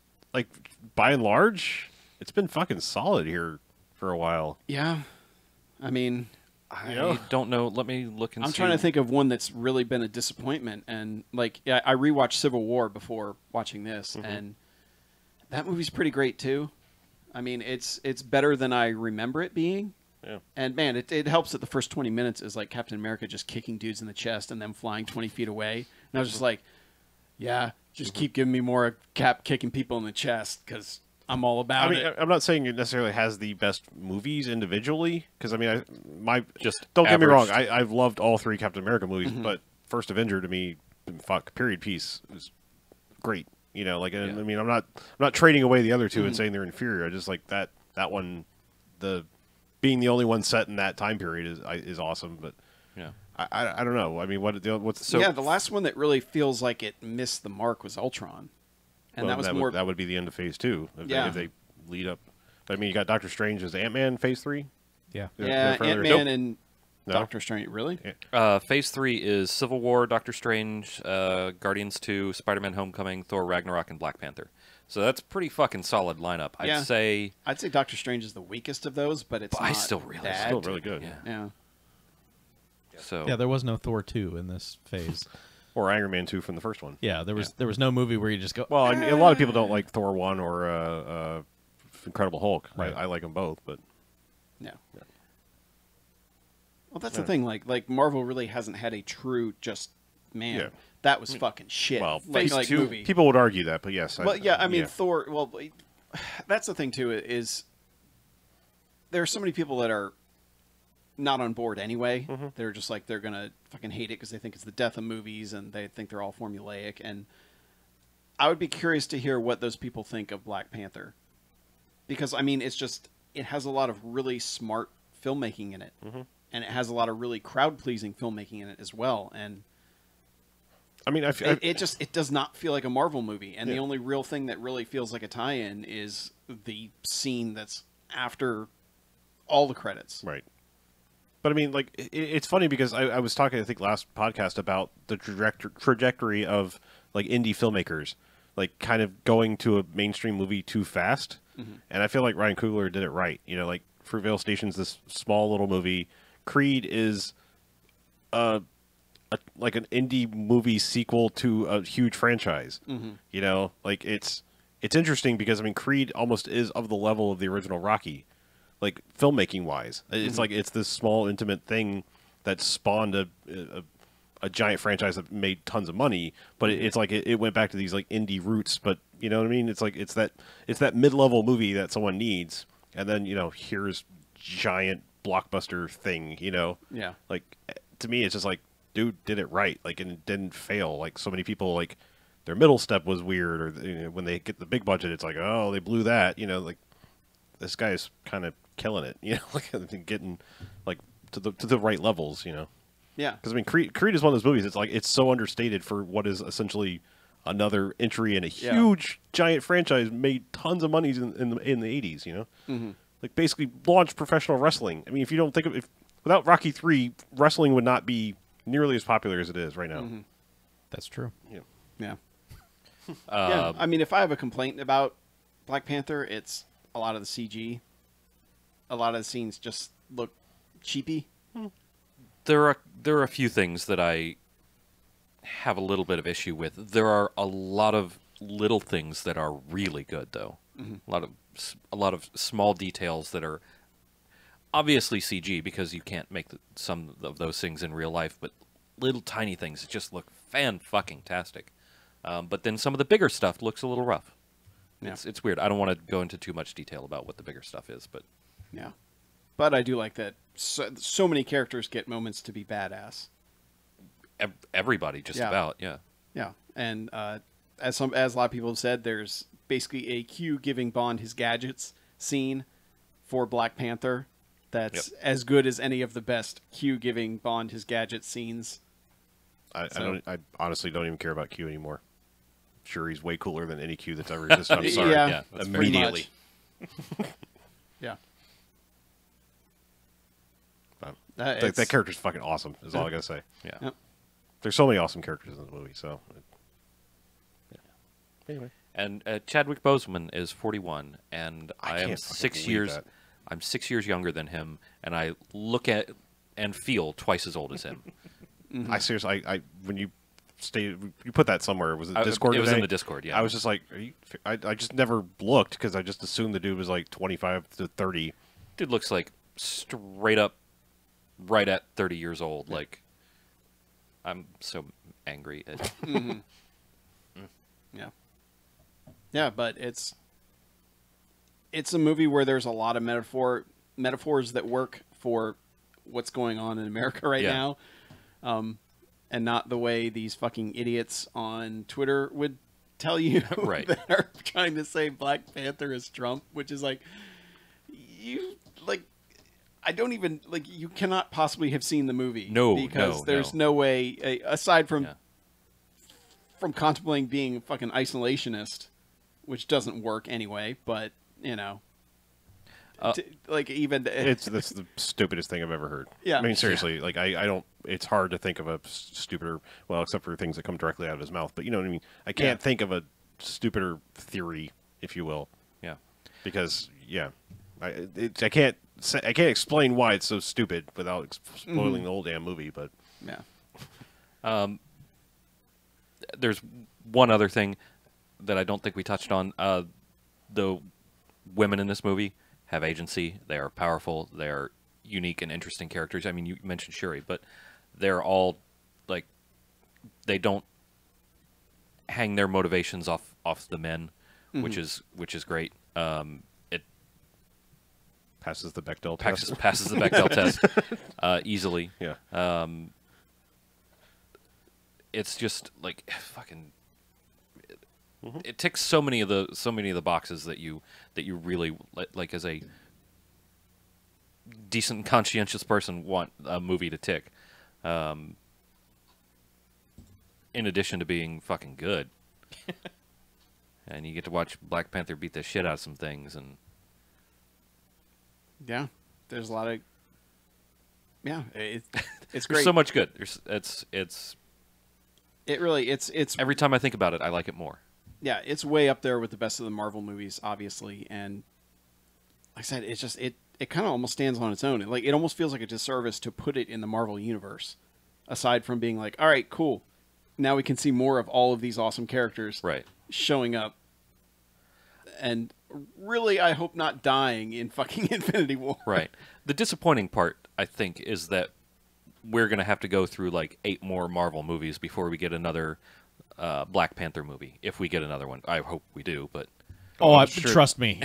I believe they're judging by the numbers, the sequel as we speak. Judging by the Probably numbers that happened. did that this past weekend. Yeah, it's but they've another got their fucking schedule movie. through what, 2020 or something They've at this point. been 2021. Inhumans was supposed to be a movie. Just remember that when they announced all this shit. Yeah, Infinity War was supposed to be 2 movies. But it still is. It still is. They just aren't calling it Part 1 and Part 2 anymore. Yeah. They still haven't named the second one. Oh, I did not know that. Yeah, I think I did not is it know next you year had 2 there's movies. another- It's going to be Infinity plus 1. Is it still And back then- to back like next year? We're getting the other one, or is it? No, I probably not. believe that's still the deal. Let me but I look haven't at this looked it up list that I lately. have on my screen here Yeah. in a moment. I mean, they're being real cagey about what's happening with Part 2. Don't have a Despite all my name. Or, ragey, I'm still eating. Okay. Cagey. Yeah, and the preview for Ant-Man and the Wasp looked great. It does, yeah. Did that preview have some Walton Goggins in it? Because like the Super Bowl preview did not. I don't think it did. I think it was the same one. I saw him in the Tomb Raider one. So Yeah, he's the bad guy in Tomb I Raider. had no idea. Yep. Okay, I'm more on board now. He doesn't seem to be doing anything weird though, Oh. which kind of seemed like a bummer. Yeah. Because it's like you kind of want him doing something weird. Yeah. Yeah. So as of right now, Infinity War is May this year. Ant-Man and the Wasp is July this year. Captain Marvel is March next year. And then the next Untitled Avengers film is May of next year. So, yep, they're back to back in it. And then Spider-Man Homecoming again. That's Spider-Man Prom Night. Yeah. Yeah, it's Jamie Lee Curtis is going to show up. And Yes. Disco dance. Yeah. Somebody's going to get blasted out a window. spectral defenestrations. Yeah, And well, and who enhanced knows spectrum. how the Fox thing is messing with their schedule now? That's true. What they're gonna do? Well, Fox has still got the things that already have in the works. I guess they're still going to be Fox things. Like, are they? Is Phoenix, whatever, still going to be a Fox one? Yeah. So they already had that like in progress, I guess. Yeah, and New Mutants is basically done. They Yeah. just pushed it to another year to quote unquote stay away from everything else, but who fucking knows? Don't forget that Gambit movie. I thought they trashed that, didn't they? Gambit. They've He throws cards. They've started and trashed Gambit like 5 times now. It's I think it should Gambit's a scumbag anyway. Like Yeah. we don't need a fucking Gambit. Let's combine that Channing Tatum Gambit movie with a Channing Tatum Splash movie, and just have like a card throwing mermaid. Okay. Or merman. Sorry. Oh, merman, Dad. But saying let's do that. Of these failure to launch movies here. No. That would be great if they just start merging all the discarded ideas. Yeah, do the, All right, do well- the Men in Black 23 Jump Street Yeah. Splash / Gambit movie all in one. I'm in. Yeah, let's do this. Yeah. I guess Men in Black 4. Sorry, Right. we already had a 3. Oh yeah, and they showed the trailer for Venom before. Oh, the one that doesn't have Venom in it? Yeah. Yeah. Yeah. That sounds With just Tom Hardy not mumbling for once. good. Batman. We got Hey, what's that fucking hurricane movie? Oh, Hurricane Heist. Oh, Hurricane Heist, We yes. got a fucking preview for that. Yes. Oh, and of course, somebody was like, "It looks like so stupid." Like, oh yeah, You shut really, your guy? mouth. You think? The guy Really? sitting next. That That was the doesn't guy look like sitting high next to art? me. Like- Yeah, he's like, that looks like it's going to be the stupidest shit ever. And Yes. I'm like, fuck yeah, it does. I can't wait. If that Like- song is not in the movie, I'm going to be supremely pissed. Like, Rocky, that's- like, yeah, yeah. That's what I love is just when people like can't comprehend that a That's- movie is setting out to do, Yeah. like is doing what it set out to do. Right. And like if that's not what they want, they're like, well, I don't. Why would anyone make this? You know, it's like because plenty of people want exactly that. My favorite is I've There actually are been 5 Sharknadoes. Goddamn. I've been in theaters where you'll get a Rob Cohen whatever shooty bang bang cars fly movie, and then people are like, "Does it look so stupid?" And the next thing is like, Kevin James talks to Zoo, and they're like, I'm like, "Fuck you, just fuck you to death." Yes. Yeah, I like agree. I'm like like you can't say one thing is stupid and then laugh at the stupid as next trailer. Like there's fucking rules. Yeah, either everything is stupid or nothing is. Yeah. Well, they also showed the Jurassic World 2 trailer, and Jen was Yep. like, "All right, you know that D-Box thing? You're Oh doing my it? God. We're gonna see it in 3D and D-Box." Oh, man. I was like, "You realize the tickets are gonna be like $45 each, right?" She's like, "Well, we'll go on Tuesday, so they'll only be $40." That's a I good plan. really appreciate her commitment to Jurassic Motion. Oh, she was so fucking pumped at that. That's my Jurassic 5 cover. Yeah. Yeah. But oh man. That just tickles me to no end how much she loves Jurassic Park. Oh my god.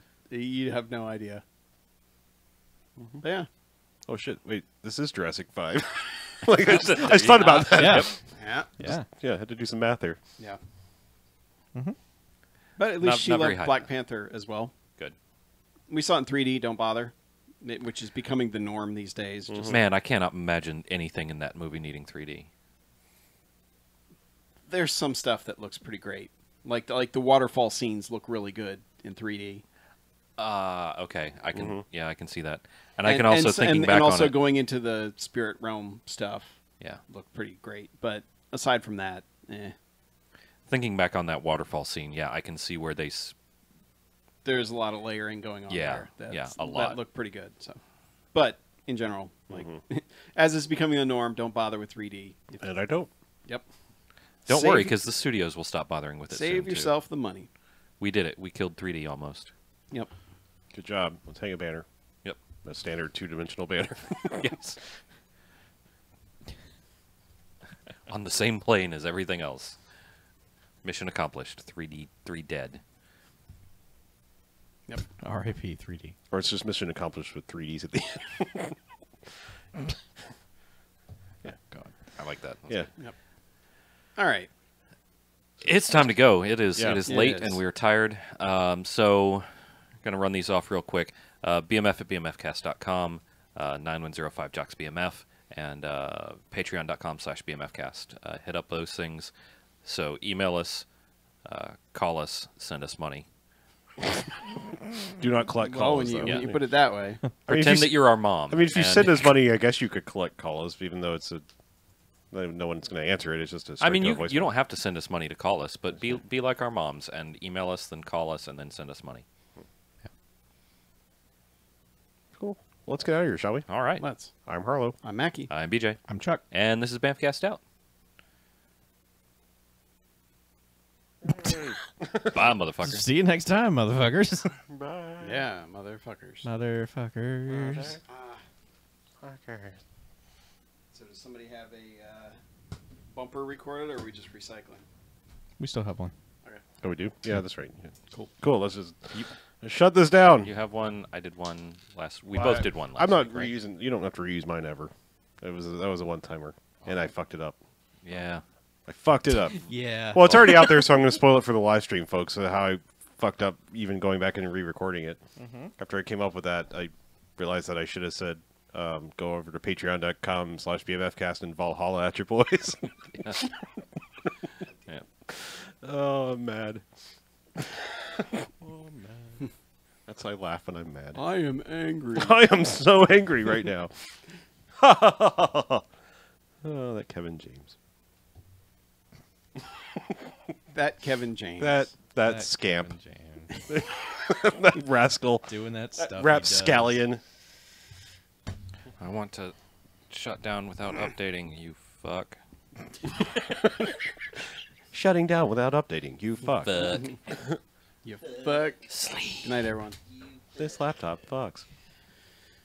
Man, we don't have to record a podcast tomorrow. Big fan of that. Did y'all record it earlier this week? Yesterday? No, we were finally on our back on our bullshit. Okay. we just had to do 2 weeks in a row so he could be on the schedule he wants to be on. I got you. But now we don't have to worry about none of that. Nope. You do not. Plus, we only have to watch one Doctor Who episode Oh, per God, that per makes week. it so much fucking easier. Yep. All right, everyone. Bye.